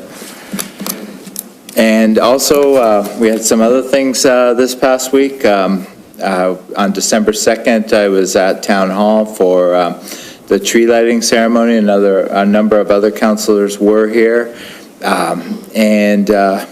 Once we got the remote, which was very touchy, I turned the tree on a little early. But anyway, it really went well, and it was really nice to have this council chamber packed full with residents of Grimsby and lots of children and a few dogs. And everyone was just having fun, and I just wanted to say the live entertainment at council chambers was amazing, and it was just a fun time had by all. And that rolled right into Saturday, which the weather seemed a little iffy at the start with the wind earlier in the day, but the weather was perfect for the parade, and all of council had a great time at the parade, and as did I, and it was really nice to be up on top of old Betsy. That didn't sound right, but but anyway, yeah, it was a lot of fun, and hopefully she runs through on her own steam next time. Any further announcements? Councillor De Flavio. Yeah, let me save you from that. It was a lot of fun. It's nice to see kids out again, and for some kids it was their first parade, and seeing them all wrapped up in their blankets and getting candy canes. I just wanted to mention this Friday at the Grimsby Public Library, the Grimsby Authors Series is having its first in-person event in a long time. Linwood Barkley is coming back. I think this is his third or fourth time back. He's always really funny and really entertaining. There are still tickets available. I think it's like $20. Everything that you spend on the ticket, except for the fees, the Eventbrite fees, goes back into programs at the Grimsby Public Library. So I would encourage members of the public to please attend. If you're a reader, even if you just like comedy, because he's a humorist, he's a really funny guy, Linwood Barkley. And I hope that in the new year we can go back to having, 2 authors, 200 and plus people like we've had for years. You were part of the early days, as I was, when we had 40 people for down at the pump house for authors like that people would line up around the block to see now. So Pierre Burton is one that comes to mind for me, and Ken Dryden are both like 2 heroic authors for me as a Canadian reader, and we got to see them both, and with not a lot of people there because it was just getting started. So we even had Jan Martel. Jan Martel at the library, which was incredible. All of these authors that are world renowned have been to Grimsby and talk about Grimsby and want to come back. So I'm looking forward to this Friday. I'm looking forward to the new year, to having 3 events in the new year and having 6 more authors and all of us getting out to see them. But I just wanted to put a plug in there. It's Friday, 7 p.m. at the Grimsby Public Library. Tickets are $20. They're available online. So please come on out for those who are interested. Thank you, Councillor De Flavio. Any further announcements? Councillor Vardy. Thank you. I just have 2 announcements. I understand that GBF are starting to put their Christmas hampers together, and they're looking for some items, mostly sort of, I guess, sort of hygiene items, soaps, shampoos, whatever. Also, gifts. So if you want to get in touch with GBF and make a donation, that'll be a big help. The other item that I just want to bring to people's attention, now that it's dark so early and we have so many dog walkers, please get yourself a high-vis jacket or something on your dog, because it's so dark, and in my survey, there are no sidewalks, and the lights are kind of few and far between, and you don't actually, as a driver, you don't actually see people until you're practically up on top of them. So just a shout out for people to think about that when they're, walking around at night. So, thank you. All right, just reminded me of another item. I just want to thank the Grimsby Fire Department for all their work they did on the food drive during the parade, and I believe the food drive is still continuing, so donations can be dropped off at the Wolverton Hall, GBF's Wolverton Hall. And I think I don't see any more announcements, so we're moving to the confirming bylaw. Do you want to state the next meeting? Oh, yes. The next meeting of council is scheduled for December 19th, immediately following the committee of the whole. Now we move to the confirming bylaw. Need a mover and seconder for first reading. Councillor DeFlavio, Councillor DeVoli.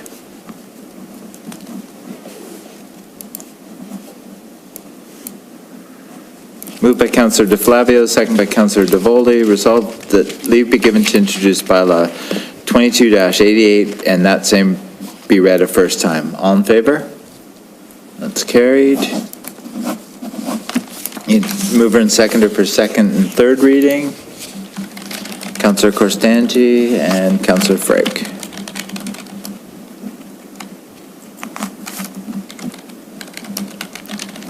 Moved by Councillor Corstangi, second by Councillor Frake. Resolved that leave be given to introduce bylaw 22-88, read a first time, now be read a second and third time, and finally passed. And Mayor and Town Clerk do sign and seal the same, and rule council to the contrary notwithstanding.